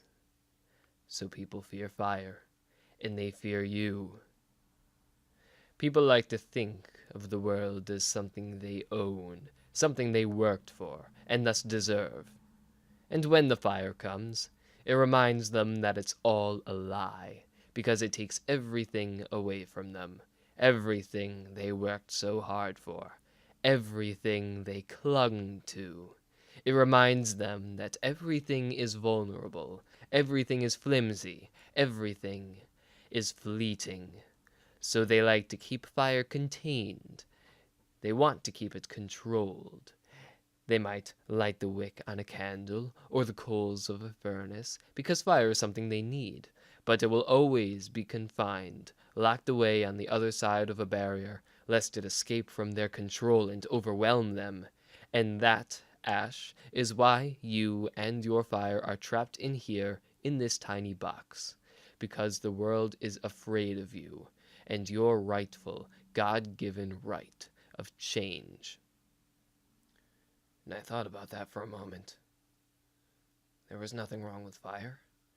It was just scary. Like the campfires Dad would always set, how he would keep them in a little circle of stones that wouldn't escape, contained. And how we'd always pour water over the embers when we were done using it, to make sure they wouldn't spring back to life.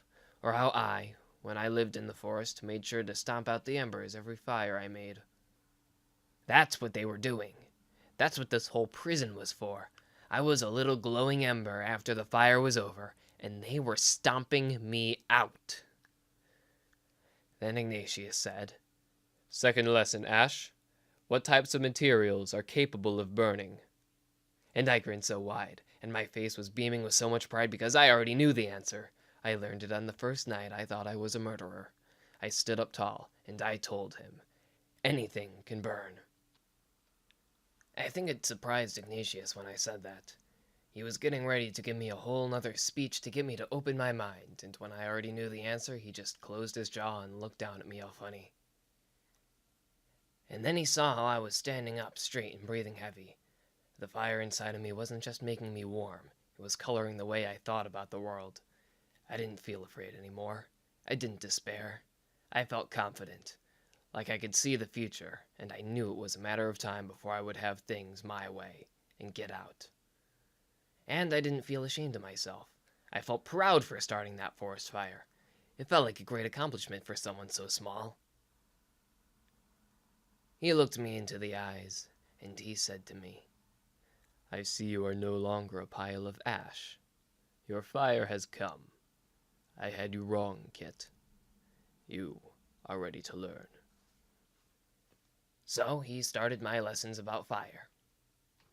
He taught me that although everything can burn, not everything can catch on fire. Some things burn without a flame, other things just melt or disintegrate, but with enough heat, anything can be destroyed. He taught me that fire isn't a physical thing, that everything that is solid in the world is held together by a soul of energy, and fire is just that energy escaping from its physical form. That's why things fall apart and disappear when they burn. They lose the energy that was holding them together, and it comes out as heat and light. Anything that is solid is a catalyst for the energy. Things that are stronger only need more heat before they're destroyed. It's just like how a lion is harder to kill than a rat. A brick is harder to burn than a twig. And that's also why fire can spread. Fire is hot, and the heat allows more fire to exist. That's why a forest fire spreads so fast, because the fire makes the air hot. That's also why I thought I saw the entire houses burning after I escaped the forest. The metal and bricks weren't actually catching flame, but the flames were so tall because there was so much heat, and it just looked like the fire was clinging to everything when it actually wasn't. He taught me so much about fire, day after day, for months. How temperature can be measured in numbers, and about burning points and melting points and boiling points, and how heat is energy but coldness isn't. He told me to memorize it all because I wouldn't pass my test without knowing it. And it was so hard to understand because there was nothing we could use to demonstrate. If I was being trained the right way, I could light things on fire and watch what happens, but I was being trained in a prison, so I could only light things on fire in my mind. I memorized it all, because I was furious, and I never stopped being furious. I was going to get out of there. I had so much passion for just getting out of there. It made my memory better, I think, because it felt like everything was important. I was never angry at Cherry, though. She didn't deserve it. She was the one who made it all possible for me to learn. It was like I was returning the favor to her. She was kind to me because I knew I wasn't like the other prisoners, and I was kind to her because I knew she wasn't like the other guards. She even agreed to stay on shutter duty until I took my test. Not like anyone would complain about it, I guess. But she was always there for me, and I rambled to her about how much I was learning, and how excited I was to escape. She rambled back about how life in the city was going, how the gladiators were doing, and everything else. And when she wasn't there, Ignatius was.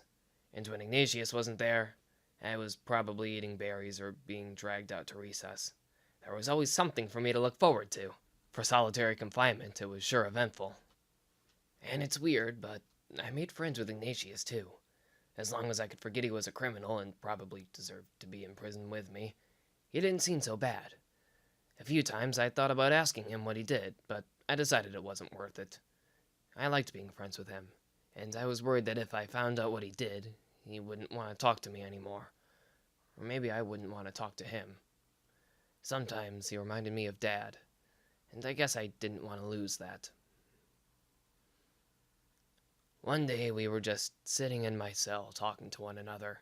He was telling me about some stories from when he was a kid, how he'd get bullied when he was a smaller red fox with 6 tails called a Vulpix. He told me how he evolved one day so that he could escape the bullying, but one of the bullies evolved too, and found him, and cut off 3 of his tails so that he would always be a Vulpix. And that was his nickname ever since, Ignatius the Vulpix. He laughed it off, but I felt angry when he told me. No one should have parts of their body cut off like that. Oranberries can't regenerate everything.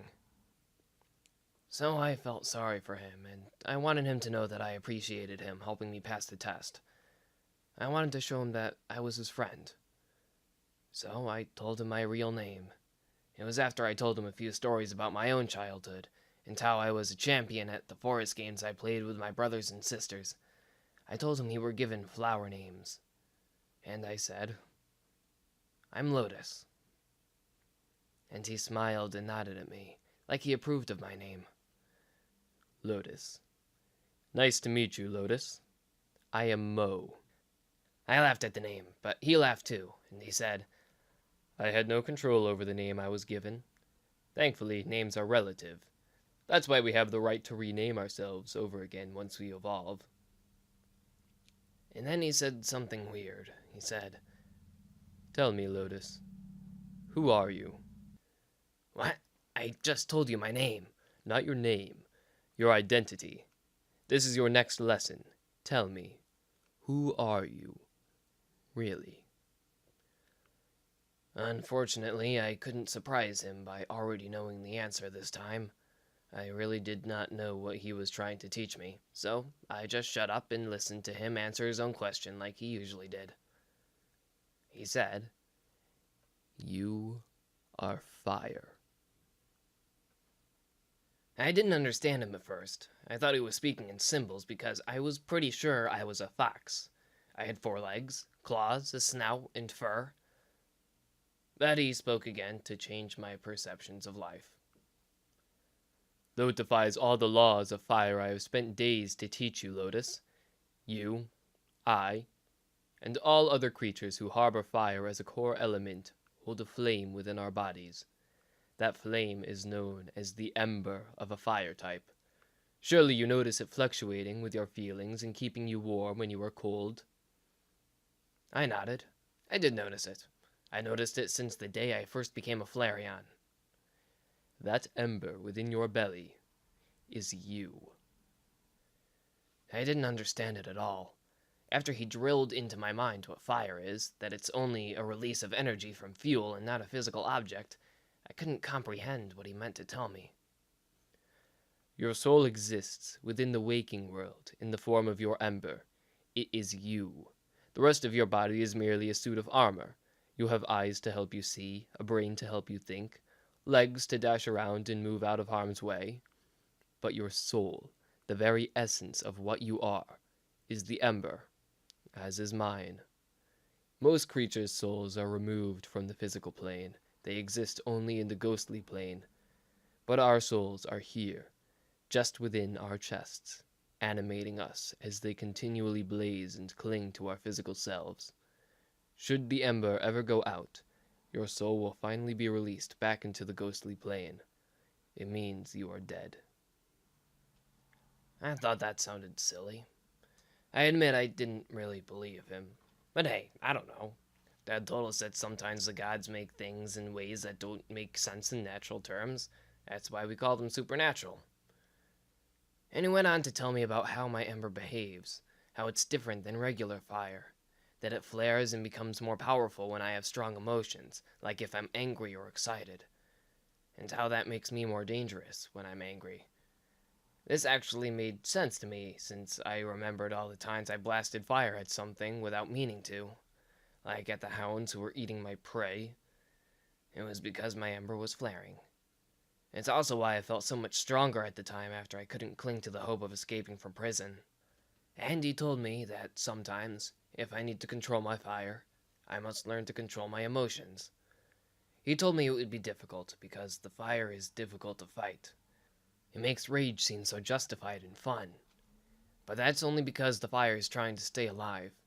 He said that there will be times where I want to give in to the ember and let it flare up, but I shouldn't, because I would know better. He said those are the most difficult decisions I'll have to make as a fire type. And he was right. But I'm getting to that. And we talked for a bit longer that day after the lessons were over. I could tell Ignatius was lonely, so I let him talk to me for as long as he wanted. But at one point he stopped talking and he was just staring at something in the corner of my cell. Lotus, you should eat your rost. I didn't get what he meant until I checked what he was looking at. Turns out, yeah, I had a spare raspberry in the corner that I forgot to put away. Nah, I hate those things. They taste awful. I just play with them instead. Besides, don't they hurt your fire? I know they're used to cure burn wounds, so wouldn't it just make your ember go out? Ignatius looked at me like I just spat up a mouthful of worms. They help cure burn wounds. They do not put fires out. You never realize there's a difference. I felt stupid that I didn't think of that, but when I went to go get the berry, I said, they're still too bitter for me. I can't swallow them. Lotus, they're healthy. Eat them. In fact, they strengthen your ember over a period of time, help it to burn hotter. That was actually news to me, especially after all the time I had neglected eating them. But it still didn't make any sense.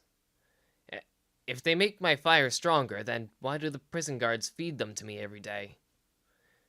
He shrugged and said, To encourage you to lose control of your fire and burn one of the people who feed you. That way they can give you a death sentence more easily. Realize life imprisonment is just another word for death sentence here. Because they seal you in these boxes and hope that you will eventually kill yourself silently, and they won't be guilty over it. Evil, is it not? I've figured out this place years ago. Their sense of justice is purely artificial. They hold you here only because they are afraid of their own hypocrisy. I heard that, and it made a twisted sort of sense. These people were crazy. Telling myself that, it made my ember so strong. I was getting addicted to that feel of blaze inside. When my ember was strong, I didn't feel pain, and I didn't feel tired or anything unpleasant. All I felt was fire. And the more I felt it, the more I wanted to use it on something. When I devoured the rost, it tasted wonderful. I had a funny thought, and so I said with my mouth full of rost, "How do we know they're actually going to let us out if I pass the test?" He didn't look surprised. He just sighed and shifted his tails and said, "We don't. But if there's anyone who would let us run free after the damage that we've done, it would be the crazy people. Besides, we've got to try it, don't you think?" I said yes. I was going to try. And somehow I was going to win. I always wondered how long it was that Ignatius kept coming back to make me study for the test. It felt like a year. There was so much to remember. He taught me how to put out fires, that you need to take away either the air or the heat. He taught me how things burn from the outside in, because only the outside of something touches the air. And he taught me why explosions happen, because some things just burn so quickly that all the flame and the energy comes out at once. And he taught me about all the different colors of fire, and about smoldering, which is when something burns without making a flame at all. And he taught me more about controlling my inner ember. He said it was the most important part of the test, because the test was all about convincing them I wouldn't start another forest fire. But he also said he was teaching me for my own sake, because I needed to understand what was happening inside of me when I felt these emotions rising up. He said, "The ember flares when you find something to cling to. Like flames cling to objects in the physical world, your ember clings to feelings. Feelings such as hope and pride, but also dangerous feelings such as desperation and rage. It is important for you to remember, regardless of how strong your fire might flare, you must always ask yourself, should I or should I not let it out? For though you are flash fire and will not burn, you may find that your inner ember might still destroy you, if you let it go when you should not. So, before you burn something in rage, always ask yourself, will this destroy me as well? And if the answer is yes, then you must defy your ember. You must, at all costs, keep the flame restrained, just as they have kept you restrained on the leash whenever you are let outside." I thought about it, about what he said, but I knew it was hard. I felt my ember flare up strongly before. It always felt impossible to hold back. It always felt like the only option was for me to let my fire out. So I asked him, how do I do that? It always feels like I can't make the flame go back down once it gets hot. And Ignatius said, the same way you counter any other type of fire. You must take away one of its key ingredients. Just as flame, strong emotions are as chain reactions, self-perpetuating until they have burned everything and released your energy. But you can calm the fire if you, say, find a different feeling to cling to. If you are enraged, cling to the idea that hope lies in the future, not in the present, so you must wait longer. Or cling to the idea that you may replace what you may have lost. Though, yes, it hurts to cut off the chain reaction when such catharsis feels natural and right. But perhaps, if you do not stop the fire, you will find yourself a smoldering pile of ash in the end, without a reason left to live. Therefore, you must learn to halt yourself. If you remember nothing else that I have taught you, Lotus, please remember this. As a fire type, you have the power to destroy things in a way no other creature may. When you destroy things, do so with just cause and deliberation, not passionate irrationality. And I said, well, what if I can't cling to anything else? What if it's like this prison cell with nothing inside of it? How do I stop the fire if I can't find any other thoughts to cling to? Then you must remove a different ingredient from the fire. If you truly can find nothing to cling to but your rage, then restrict your freedom. Let yourself be bound and gagged, or run away and not look back. Yes, there are times when your rage will not stop. In those cases, the only thing which can prevent your own destruction is distance. Distance between you and that which you wish to destroy. Sometimes it is the last remaining hope that you have. Or perhaps, in the best of cases, when you rear your back to project the first fireball, learn to miss. I nodded. I understood that. Like when I turned my head away from Cherry when I thought I might cough fire on her. The forest fire wouldn't have happened, not right away at least, if I had aimed at the ground instead of up into the tree. So it was sound advice. But right before he left, he said something else that made me think. He said, I hope you realize, Lutus, that starting a fire is not the only way to start disaster. If you start a fire, yes, your flash fire will let you survive, but there are other mistakes you might make, other disasters you may cause, that you cannot survive.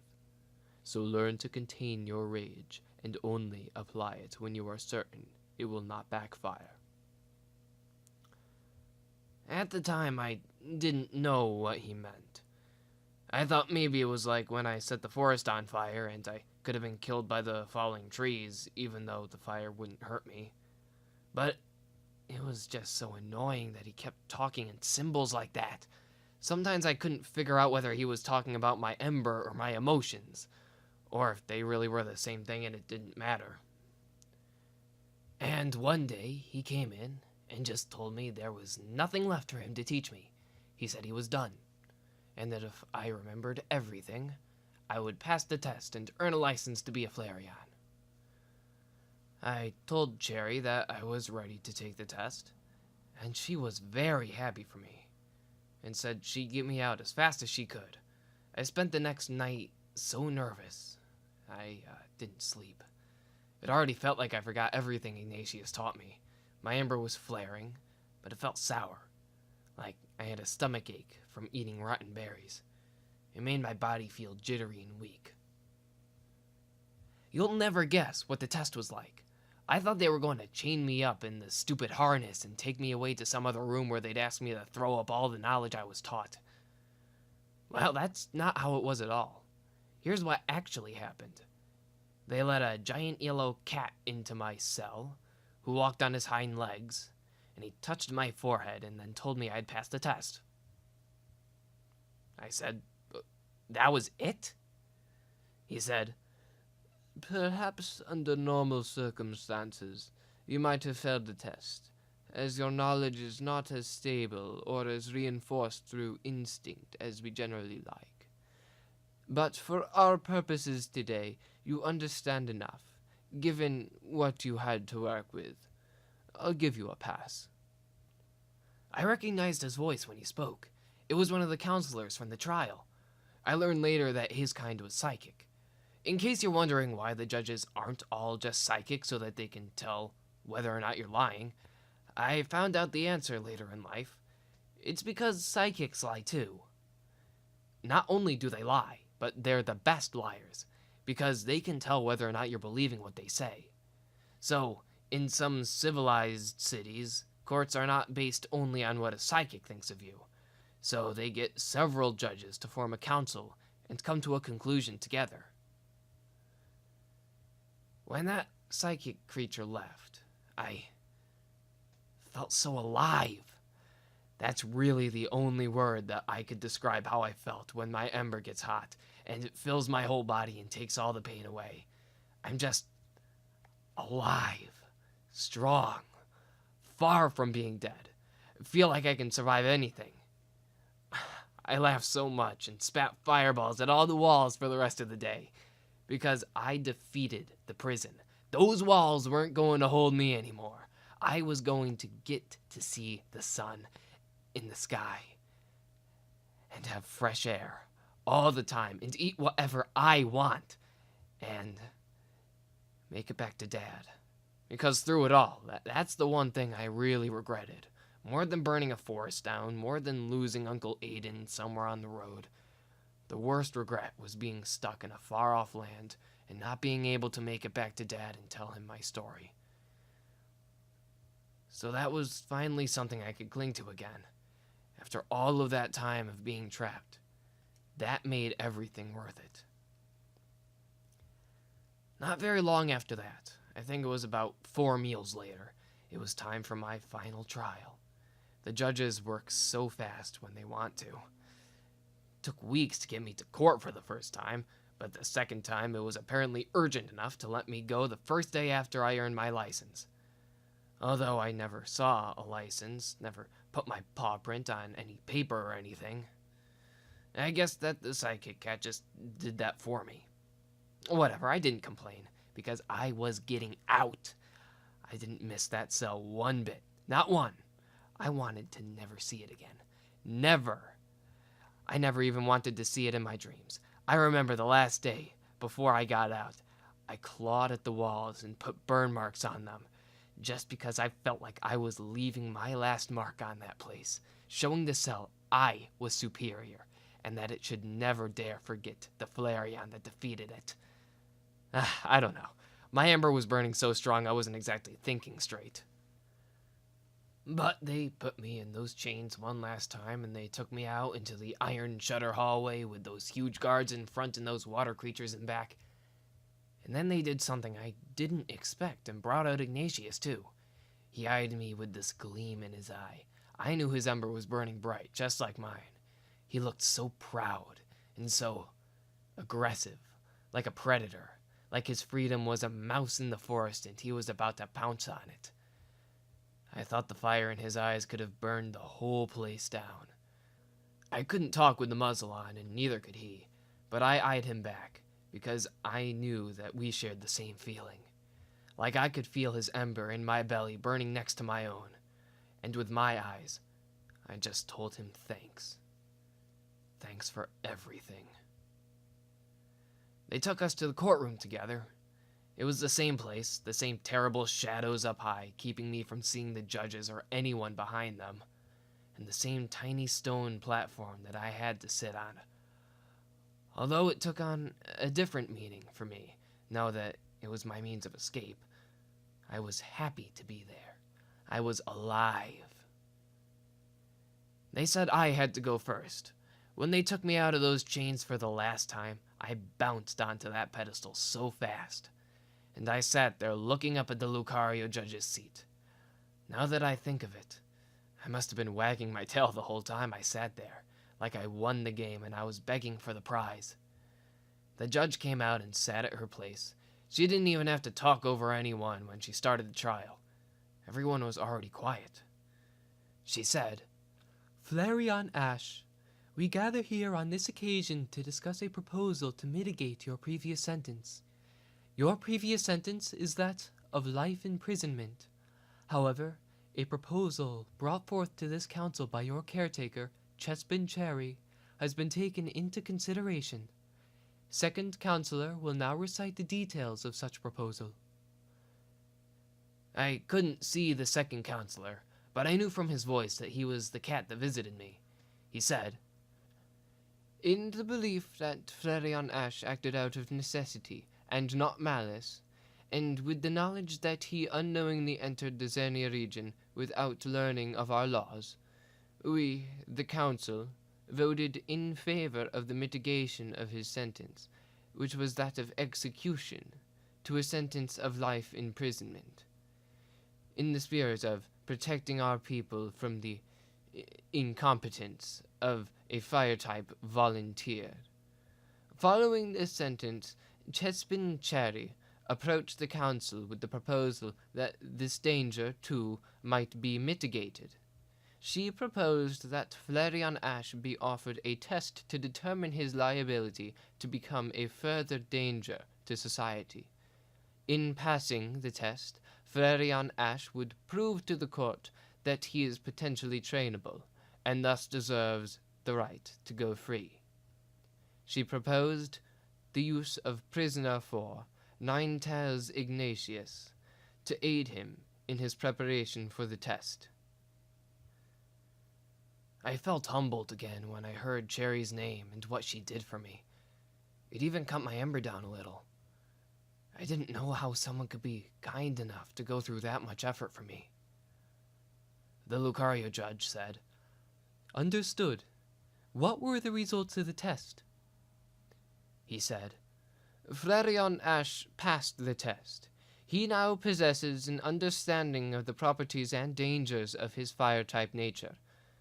While his understanding is still insufficient to earn the license, it is enough to cast doubt upon our previous suspicions that the Flareon's instinct cannot accept adequate training after evolution.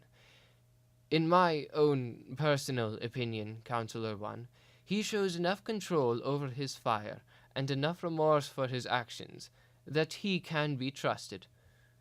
Perhaps we may someday resume our studies of the Flareon mind after evolution and develop an appropriate post-evolution training regimen.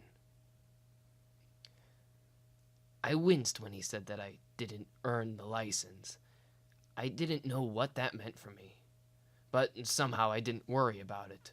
Their voices still seemed positive enough that they didn't have something miserable in mind for me. Counselor 1 said, Thank you for your honest opinion, Counselor 2. It will be taken into consideration. And she looked down at me, and I put on the most poor, respectful, begging for pity face I could. But not on purpose. I knew she was about to tell me what my fate was. She lowered her voice and changed to her motherly nature and said, Flareon Ash, I believe an apology is in order from us. In truth, we have never detained an unlicensed Flareon in this particular court before. This council does not have experience in dealing with your kind. We could only assume through your actions in setting the fire that you were a public enemy by nature. On behalf of this council and the people of St. Jasper City which it represents, I apologize for our prejudice toward the Eon kind. Of all things, I said, thank you. It's okay. Because that's what Dad taught us. Always forgive someone when they apologize. Otherwise, they might never apologize again. So that just kind of came out that way. Because I was just so nervous that I couldn't think about it clearly. Everyone laughed at me. But it wasn't as bad as when I said I was Ash. It sounded like more of a happy laughter this time. Then the judge gave me my new sentence. She said, Now, taking into consideration your potential to control yourself and your fire, but also taking into consideration the fact that you are an unlicensed Flareon in a region where we require a license for your kind, I propose a further mitigation to your sentence of life imprisonment. I propose a sentence that is, in my opinion, a far more appropriate sentence that is both fair for you and fair for the people of Zernia. Banishment. The council will now take a vote to honorably banish Flareon Ash from the Zernia region. I was so happy. I felt like I could cry. Banishment was just what I wanted. To get as far away from this place and these crazy people with these crazy laws as I could. And to go back home. So I held my breath when they went around and cast votes. It was 8-10 in favor. I won. Flareon Ash, as of this moment, you are free to leave. Given that you do not start another forest fire or otherwise knowingly break any of our laws, you are welcome to remain in the Zernia region as a citizen for 90 days from this day, after which point you will be detained and brought back to court if you are found. Please do not make us bring you back. That is all." I was so happy that I howled. But I couldn't hear it because the whole room applauded me too. All those people behind the judge, the audience that I couldn't see, they were on my side apparently. They were happy to see me given a sentence that actually fit what I had done. One that was actually fair. So many cries of so many different creatures came from the shadows. They were cheering for me like I was the champion of the gladiator tournament and I just won the final match. And I really did feel like a champion. The warmth from my ember was so intense that it made me feel dizzy. I was so alive. I felt like I could fly. I really did. Then the Machoke came and pointed me to the door, letting me know that I could get off that stone and leave the prison house. But when I turned around, I saw Ignatius, still tied in his chains, glaring at me. And I realized I was only the first of 2 trials that were held that day. And it was like someone poured a huge pot of water onto my ember. In that moment I saw him, it just died, and I felt scared again. But I followed the Machoke right past Ignatius and out the door. He took me through a side door and made me walk up a huge spiral staircase, and I finally got to see what the top of the room looked like. There was a stand for the audience and a half circle around the trial pit. It was made of stone stair steps where all kinds of creatures stood to witness the trial down below. And it really was a pit. The drop was so deep that it reminded me of those stone cliffs that I stood on when I traveled with Uncle Aiden. I was afraid of tripping down the stands and falling. The circular stone I sat on looked like a tiny little pebble. It was dark and I could barely see, but the people seemed happy to see me. I'm still really not sure why, but they cheered when I came through the door and entered the audience.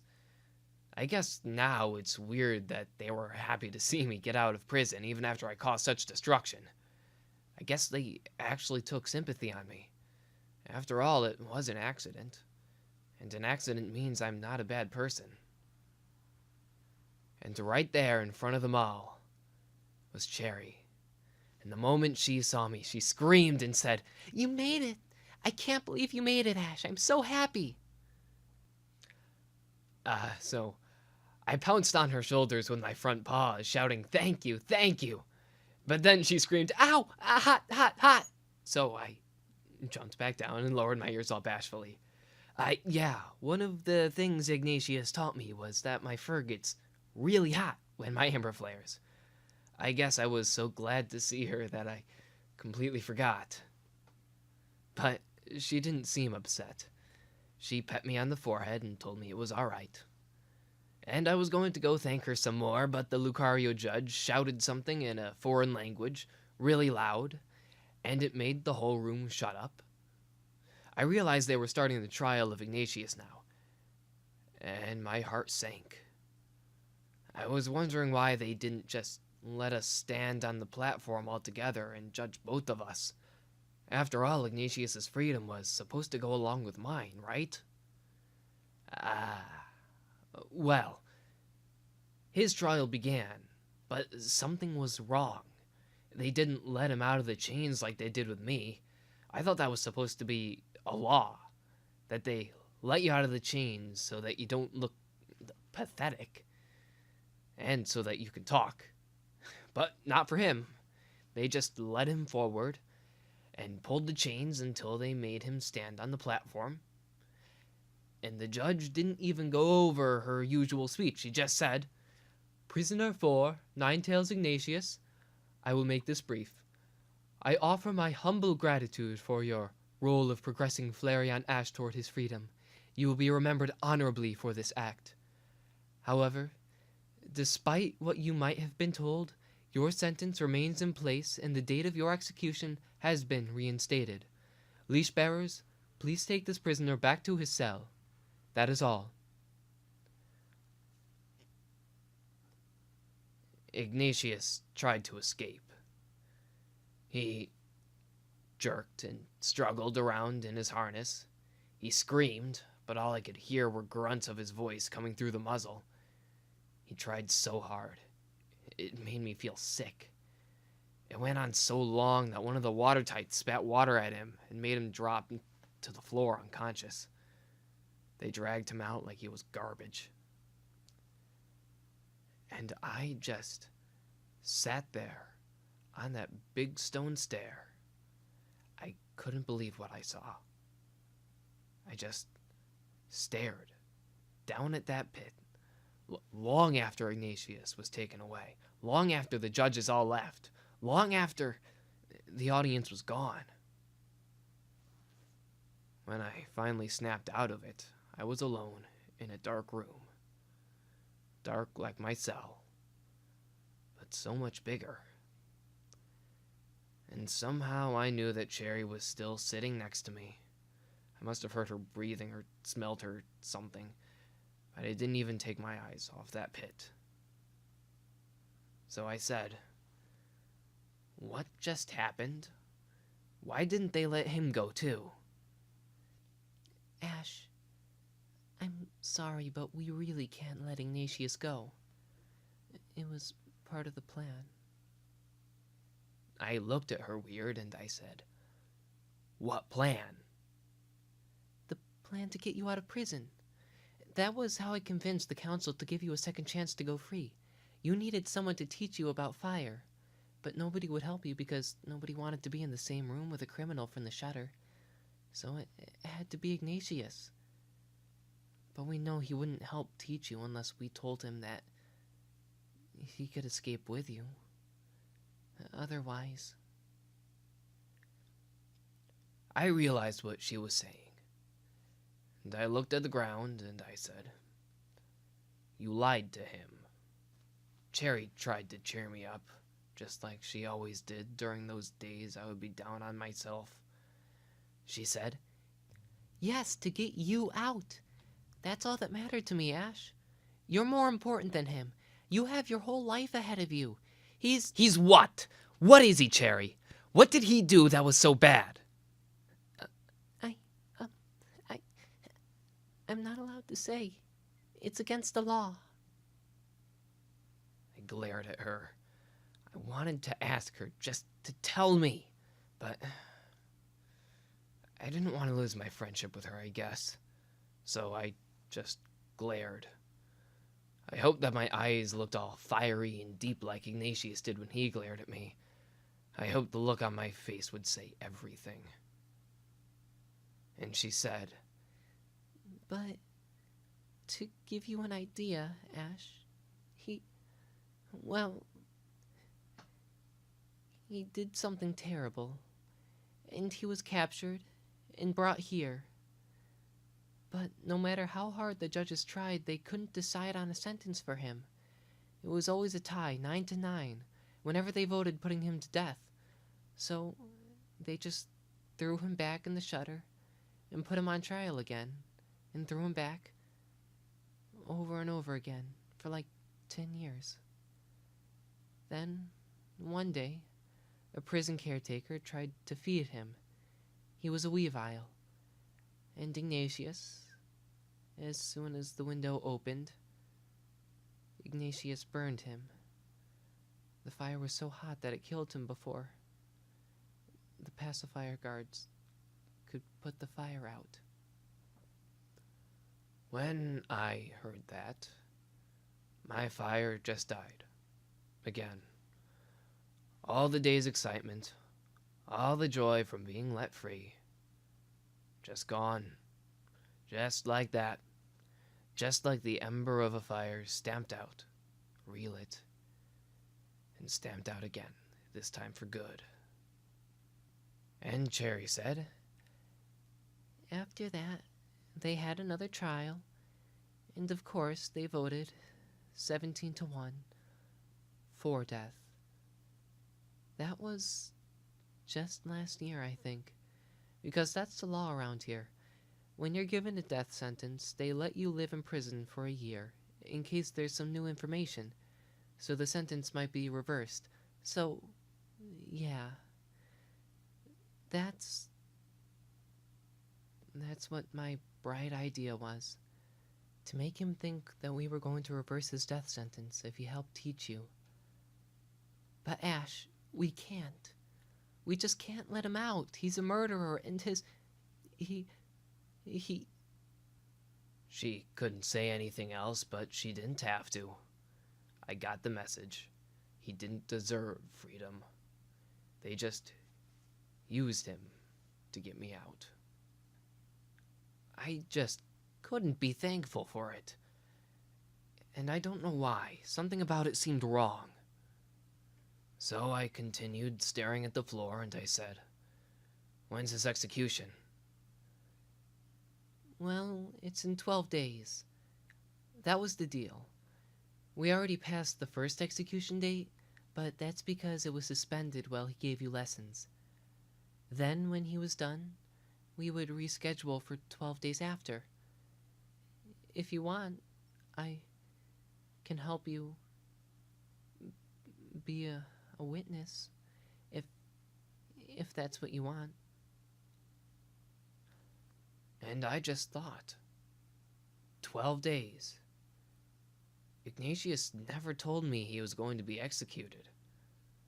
I was too afraid to ask what he did or what his sentence was. And I knew he really thought he had a chance to get out with me. That was his chance to escape death. This is what he clung to.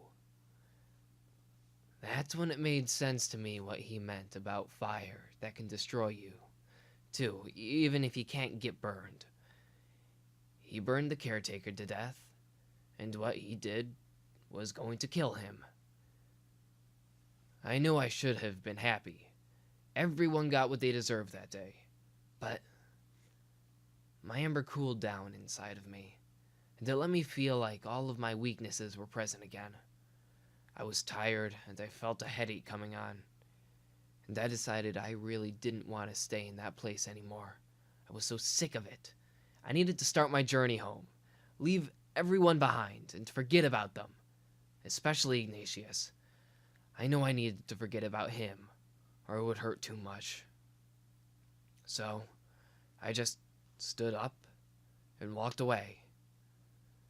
I didn't know how to get out of the building, but I was going to find out. I said, "Goodbye, Cherry, and thank you for helping me." And I walked away. Ash, wait a minute. I didn't stop walking, but I said, "I'm not Ash. I'm Lotus. Okay?" I guess she let me go because she didn't follow me. Well, it wasn't hard to find the way out of that building. The hallways were all straight, and there were other creatures coming and leaving. And there was a sign that showed me the way to the exit. So I left. When I got outside, the first thing I saw was the sun. It was up above the city buildings, and it was already halfway setting into the evening, and there were some clouds in front of it. I won't ever forget when I saw the sun, because it made me remember that I was completely free.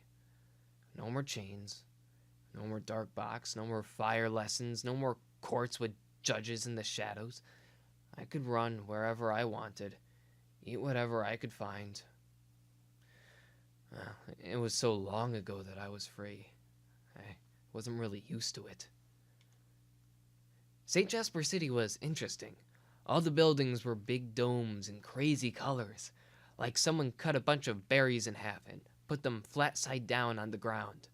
The roads weren't straight at all. The space between the domes was all road, and there were creatures there, mostly bipeds, some quadrupeds, not really any birds that I could see. I just remember walking through the roads. I could remember the fresh air. Every time I took a breath, I kept expecting the smell of dust from my cell, but it never came. But I did smell the city and all the weird things that were nearby. I smelled food. I knew I couldn't pay for any food, but that was all right because I knew how to hunt, if I could find the wilderness anywhere. I walked in circles around some of the buildings, and I tried not to bother anyone else on the road. I guess I was looking for a way out of the city. But really, I didn't know which way to go. And I realized that was the first time in my life I never had someone to guide me. It wasn't like being lost in the woods either. When I was lost in the woods, every day I looked for a way back to Ayers Crossing, and I hoped I could find Uncle Aiden again. But this time, there was nowhere to go, and nobody to tell me what to do. I was completely lost, and that scared me. I knew I could pick a direction and just run from there, but I didn't know if it would take me anywhere important. Or I could ask someone, but I didn't know who to ask or what the city's laws were for talking to other people out on the street. Maybe I'd make someone angry and they would just attack me. I felt like the night that I evolved, like I was just out of options, except that I didn't have an Eon Stone anywhere that could solve my problems. I had nothing at all, and the sun was setting, and there were so many strange creatures around me. None of them even noticed me standing there. So, yeah, I got my freedom, and it made me become an ash again, because there was nothing left for me to cling to. So my fire just died. I felt like I was lost in the woods again. All I felt was that I was separated from my mentor, and I needed to find him again. I wanted Ignatius there to guide me. Yeah, that was what I was really always hoping for. I thought we'd get out of prison together, and I could follow him, and he could tell me what to do and where to go. And I thought about him again, and how he was going to die. It felt so wrong. I told myself he doesn't deserve to be put down. They tricked him. They got him to kill someone just so that they would have an excuse to sentence him to death. That's why they fed him those berries. He was absolutely right. They fed him those berries on purpose, because they were tired of taking him to those trials. I got angry, and my fire came back just a little. And I decided there wasn't anything else I could do. So I went back to the courthouse, and I told them I wanted to be a witness at the execution.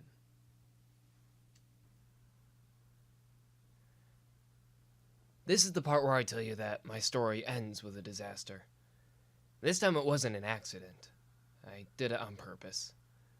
But just like the first time, I didn't understand how bad it would be until I saw it for myself.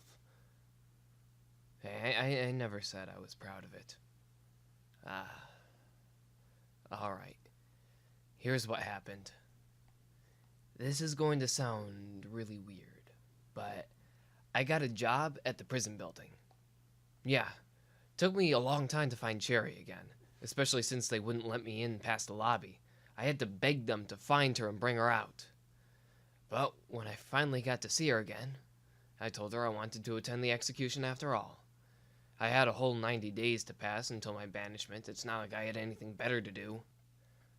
Then she got the prison managers to let me stay in the building for those 12 days.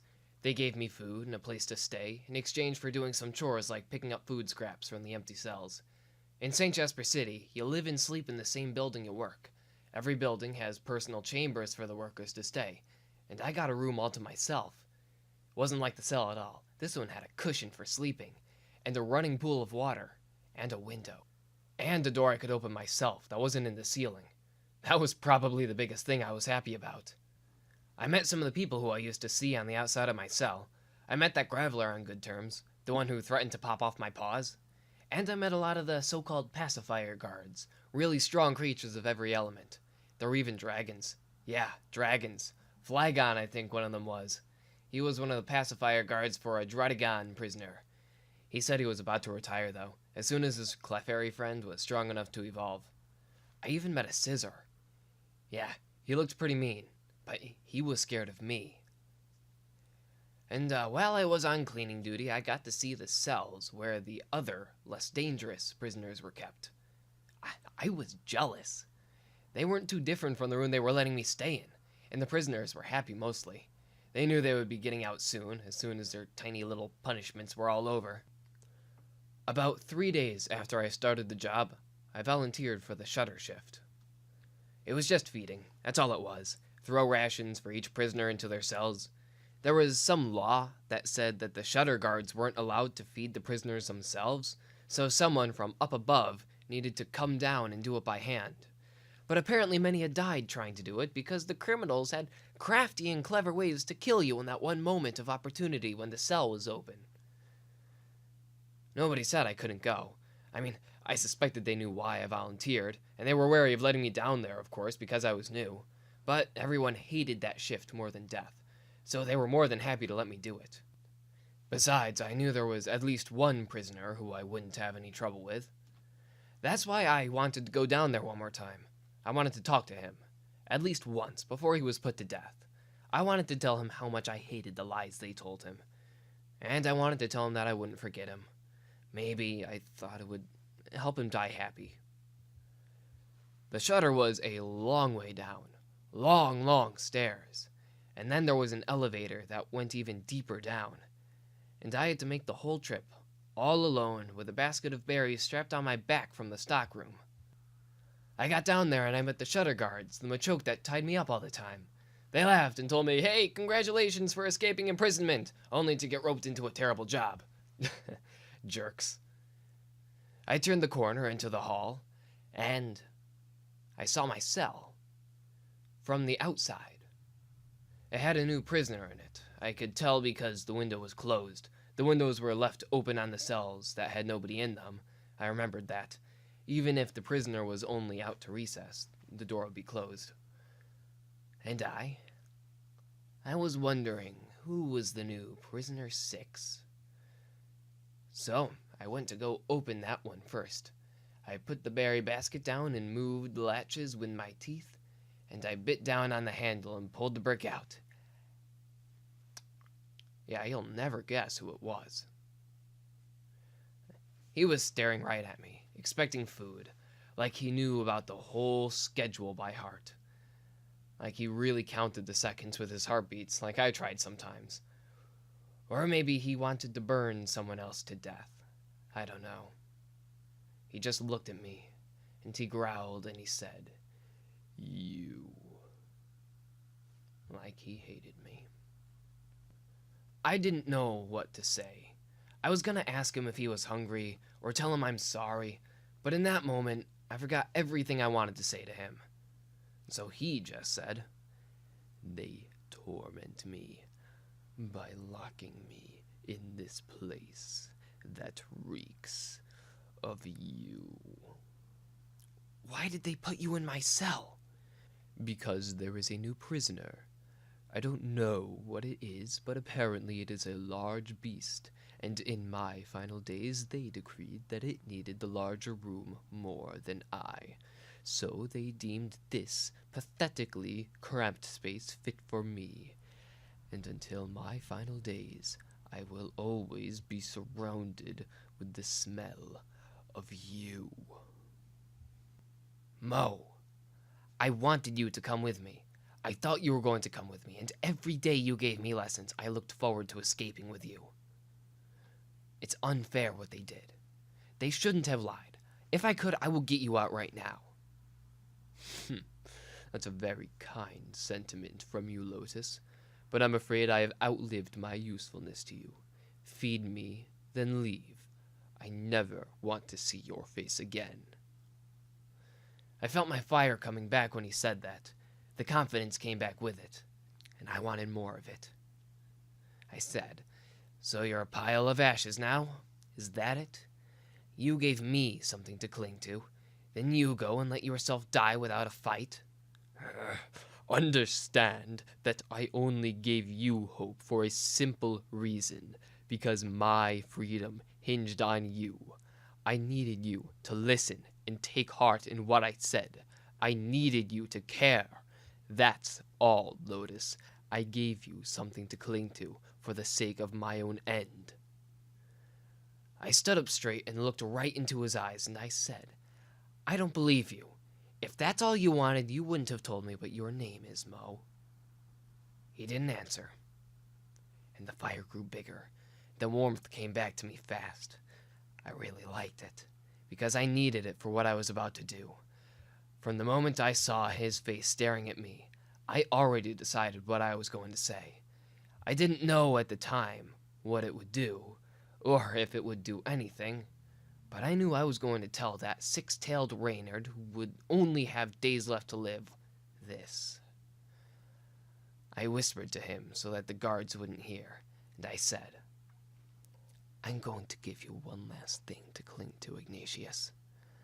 I won't repeat myself, and I won't take pity on you if you decide not to think about what I say.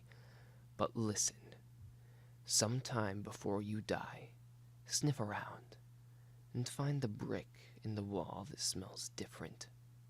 You want me to spend my final days trying to beat you in a game of nose-nose? Yeah, consider it my repayment for what you did. It's the least I could do." Then I tossed in his Orin, his Rost, and I shut the brick on him. When I clicked the little latches to lock him in, my fire was blazing. I had my suspicions about what Ignatius could do with 30-something Rost berries. That is, if they really did increase the power of your fire.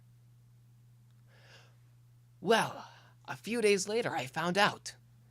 The execution was going to happen in a weird room called a chill chamber, because apparently chilling a fire type to death was the most painless way to kill them. It triggers a reaction called smoldering, where a fire's ember gets stunned for a few minutes before it goes out completely. During that time, you don't feel any pain, or anger, or any emotions at all. It just gives you some peaceful time to think as you leave the world and fall into the spiritual plane. Ignatius told me about it. It sounds nice, I guess, if you like the idea of dying in a boring way. They let me into the room that had a window looking into the chill chamber. All the witnesses were there, sitting next to me. Nobody recognized I was there, but I think some of them were counselors who voted at the trials. And then, in the other side of the glass, they let Ignatius in on chains. Muscle-bound creatures held him against the wall really hard and took the chains off, even though it didn't look like Ignatius wanted to struggle. Then they locked him in. The windows froze on the outside. Frozen condensation, another thing Ignatius taught me about. And that's all I could think about as I watched him. All the things he taught me. I tried not to think about the fact that I was watching him die, you know. He started shivering, lurching around, and closing his eyes. It made me really sick to see. They were snuffing him out like a little candle. That's what I was watching. I was watching him lose the last of his life force. It made me wonder why I even wanted to watch. I guess it was because I wanted to see if something unexpected would happen. But they left him in there until he stopped moving. He just fell on the ground with all his legs and tails spread out everywhere. And then they left him there for some time. Little piles of snowflakes grew on his fur. It was 46 minutes he was in there. I know because I counted my heartbeats the whole entire time. But my heart was beating fast, so it might have been less than that. Then they opened the door to take away his corpse. Some creatures with arms came in. They lifted him up like a baby kit, like they were trying to honor him after he died. Yeah, like that made any sense. You don't kill someone and then honor them. I know my ember was burning so sour when I saw that. I wanted to throw up. And they were taking him away. And then something happened. I didn't see all of it, but I think I saw him move. But everyone panicked. People roared and cried all around me. And Ignatius was gone. I guess he faked being dead, then ran out the door. I guess eating 30 Ross before you freeze to death lets you smolder for longer than you're supposed to. But at the time, I really didn't know what to think. All of the witnesses were running around everywhere and screaming, and there was a stampede for the door. The prison turned on its sirens, which I guess were just loud creatures that stood on the top of the dome and screamed as loud as they could. I didn't really know. I just stared into the cold room, but some prison guards came and told me that I had to evacuate with them, so I followed them out. I ran through these hallways trying not to run into all these other creatures who were trying to get out too. And that's all I really remembered before the whole place exploded. I didn't exactly have a fun time waking up. For one, there was a rock on top of me. For another thing, my flank was bleeding everywhere. The wound didn't really hurt, though. I think it was because of the fire. And that's when I crawled out of the junk. Fire. There were burning things all around me. It was the prison. It was burning, just like the forest fire. Most of the dome was still together, more than half of it. The other half, it was like cracked eggshells just shooting out of the ground, with burning stuff just hanging out of it. There were things falling around everywhere, and I could barely see anything because huge windy walls of fire were coming up from some parts of the ground, just making everything look bright and red. I looked up and I could barely even see the stars in the sky because the smoke was smudging everything out. My gash started to hurt a little bit. I tried to limp over the piles of broken bricks. I felt heat coming from everything I stood on. The rubble was smoldering. I didn't see the flames, but it was still burning. Needless to say, I was in shock. Really nothing else to call it. It was like my nightmares of reliving the forest fire came alive. Though it was nothing, and I mean nothing like that forest fire. This was unnatural. It smelled sour like metal and fuel, and the flames were such a weird color of purple and red, like a sunset. And it was so hard to run over these mounds of broken bricks, especially when they shifted under me and almost made me fall. But I ran. I didn't care if I would fall headfirst into something sharp and kill myself. I just wanted out of that fire. My instincts completely took over, and I just ran and stumbled over everything. I just wanted to survive. The explosion was big. Parts of the prison building got blasted kind of far, so it was hard to make it out of the rubble, even after I got off the site where the prison used to stand. But I saw that the chunks of the building were clearing away, and I finally made it out. And there, on the outside of the disaster, were about 600 witnesses. They were just gathered around, staring at the remains of the prison building. Or rather, staring at the six-tailed fox that was saying something to them. He turned and saw me and said, "Oh, Lotus, didn't expect to see you. Some sort of weather we're having today, is it not?" I completely froze. Didn't know what to say or do. I didn't know why he was there. He took some steps closer to me, but he didn't approach me very much. He called out to me and said, "You're just in time. I was telling these kind citizens how I got out. I was telling them about who lent me the means to escape, how I attained the extra bit of energy I needed to make them underestimate me. I bow to you, Lotus. 2 masterpieces of destruction in 1 year. You make me proud." I realized it was me. I started the fire. Again. I didn't want to believe it. I couldn't. I couldn't bring myself to accept that I was the one that let him out. Even now I cringe whenever I imagine that I trusted him. And my ember started flaring with anger just then. So much rage. Rage of desperation and hatred. I hated that fox with my whole being. And I learned, rage like that really feels different. It takes over you. Oh, but he kept saying things to me. He said, "I believe it is time for me to confess my crimes to you. I was sentenced to prison because, you see, I have traveled the earth and I have caused 12 times the havoc and destruction you have. I have seen cities crumble before me. Wherever I go, I create a plan to burn everything I see. And believe me when I say that I've had 12 years to plan how to burn this prison down. All it took was knowing where to find the boiler room, and knowing how to give it a little pop."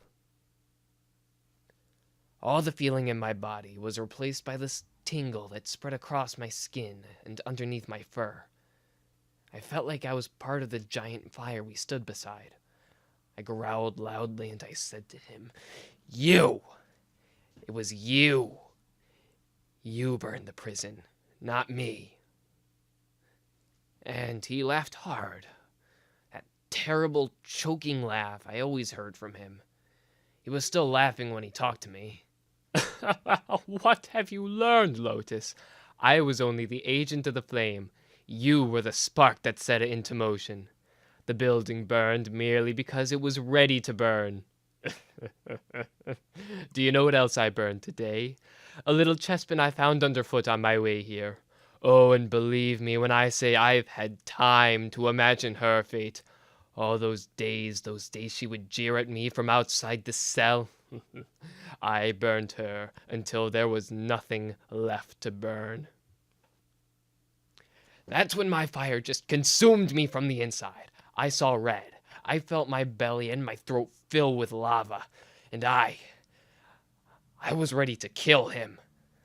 And I would have tried too. I would have pounced on him like that little sawsbuck I killed in the woods. I would have aimed for the neck. But the next thing he said to me made me stop. Lotus, this is your final lesson.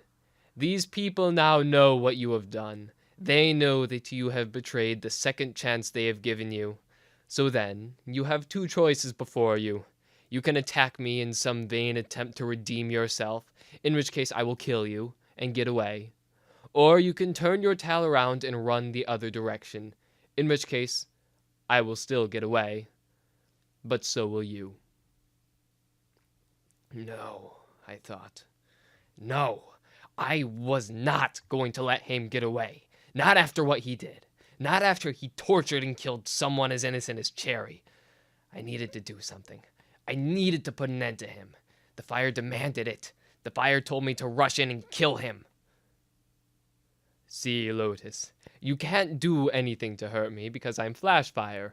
I, on the other hand, have mastery of invoking many different kinds of elemental attacks. Take one step towards me, and I will put you out. Just one step is all it will take. So the question is, can you resist the rage of your ember? Can you quell your hatred, if by doing so is the only way you can survive? And when he said that, there was a far corner of my mind that realized he was right. I couldn't kill him. He was years older than me, bigger than me, and I had no chance. He looked at me, waiting for me to just take one step towards him, and he said, "Yes, Lotus, good boy. I see that you were struggling with yourself. I told you this would be a difficult decision, but I had faith in you, little flower." The fire was so strong. I just wanted to lose control, let it take over me, reach forward and sever his head off, rip the rest of his tails off, peel the fur off his skin. But my fire would be useless. My fire, the fire that was demanding that I attack, it would do nothing to a bearer of flash fire. My eyes filled with tears, but I stood there. I didn't attack. I held myself back. I restrained myself. And finally I just screamed at him. I screamed so loud and hard. I screamed insults at him, terrible, vulgar insults. I screamed questions. I asked him why he burns things, and why he would want to kill someone as innocent as Cherry, and why. And when I ran out of things to say, I just screamed there until there was no energy left in my throat. But I didn't take that one step. And when I was silent, he smiled at me like he was proud, and his eyes were gleaming with fire. "Well done, Lotus. You did well. Now it is time for our parting. As keepers of flame, we hold a responsibility to this world, the responsibility to bring change. For this is the reason we hold the ember in our chests, the gift of Arceus, entrusted to us to spread throughout the world and bring change, wherever and whenever it is ready to burn. Goodbye, Lotus. May Reshiram smile with favor upon you and keep your flame bright." And he turned around, flicked his 6 tails at me, and dashed back into the fire. And once he was gone, I looked with panic at all the little creatures still staring at me, all their eyes on me. And I ran too. I ran away from that crowd, away from that fire, through the city streets, around the domes, past all the unknowing townspeople. I ran until there were no buildings left. I ran into the wilderness.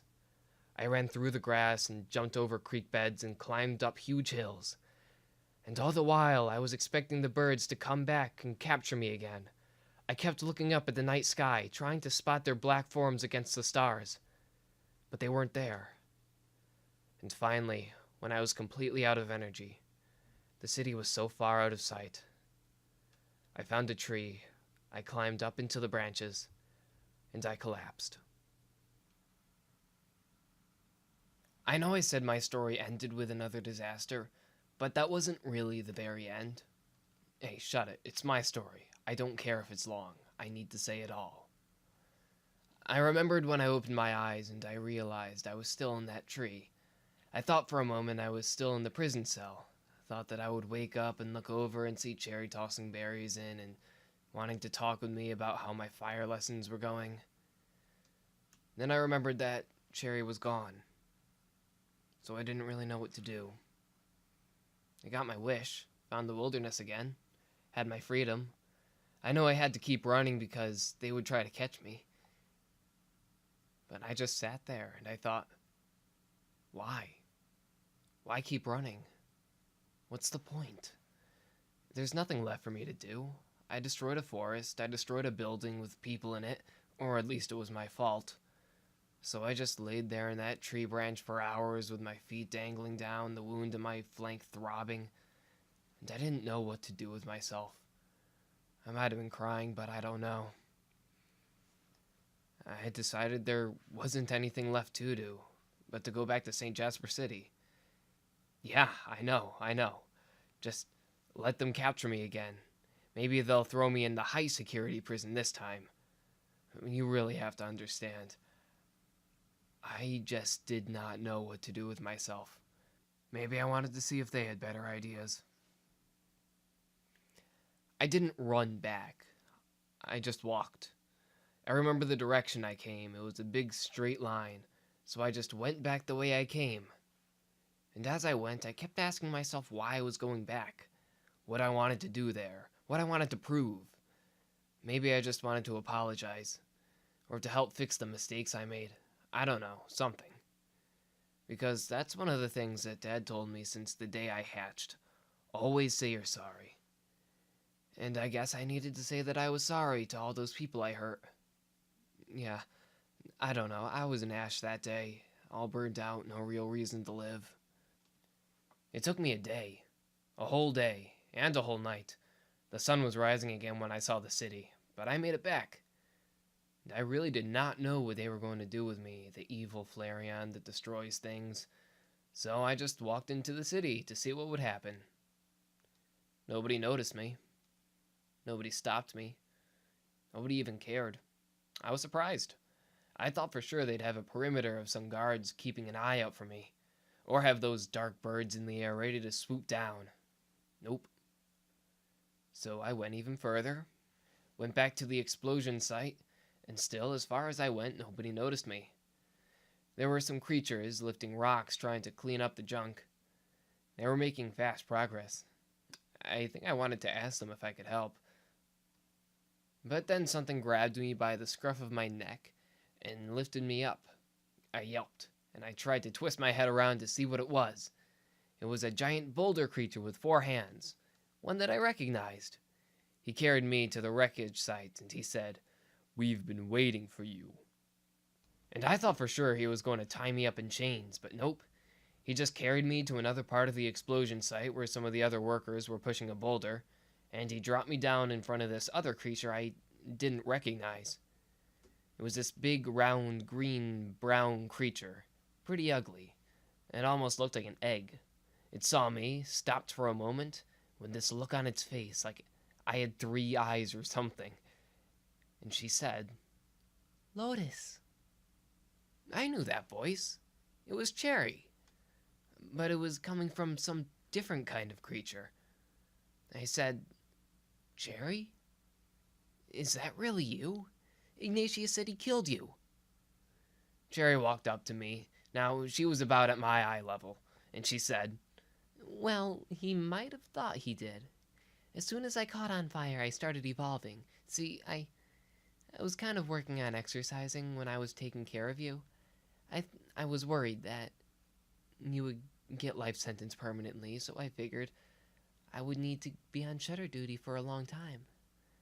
So I started working on evolving because I knew that if I needed to be on shutter duty for the rest of my life, I'd need to be a bit bigger and stronger.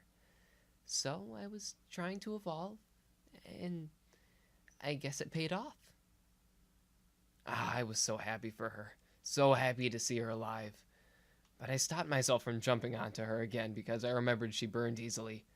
She saw me stop and said, No, I'm stronger now. Come here, silly. and she put her claws around me and tugged me tight. In that one moment reminded me of Mom and Dad more than Ignatius ever did. I said, I'm sorry.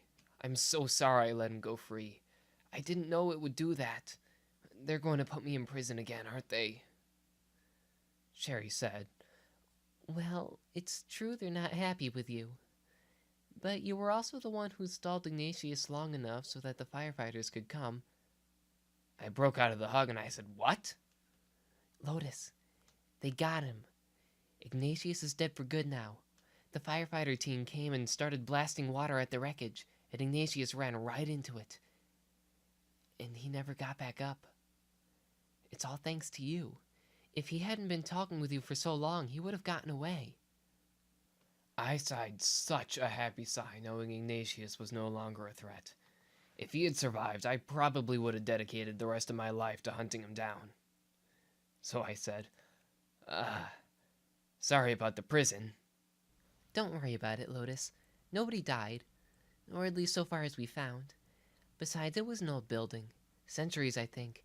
Had a lot of silly design flaws, too. We were going to build another one. This time maybe we'll put in some better technology. I hear they're thinking about things like teleports, arena traps, or maybe even white energy suppressors. I blinked weird and I said, So wait a minute.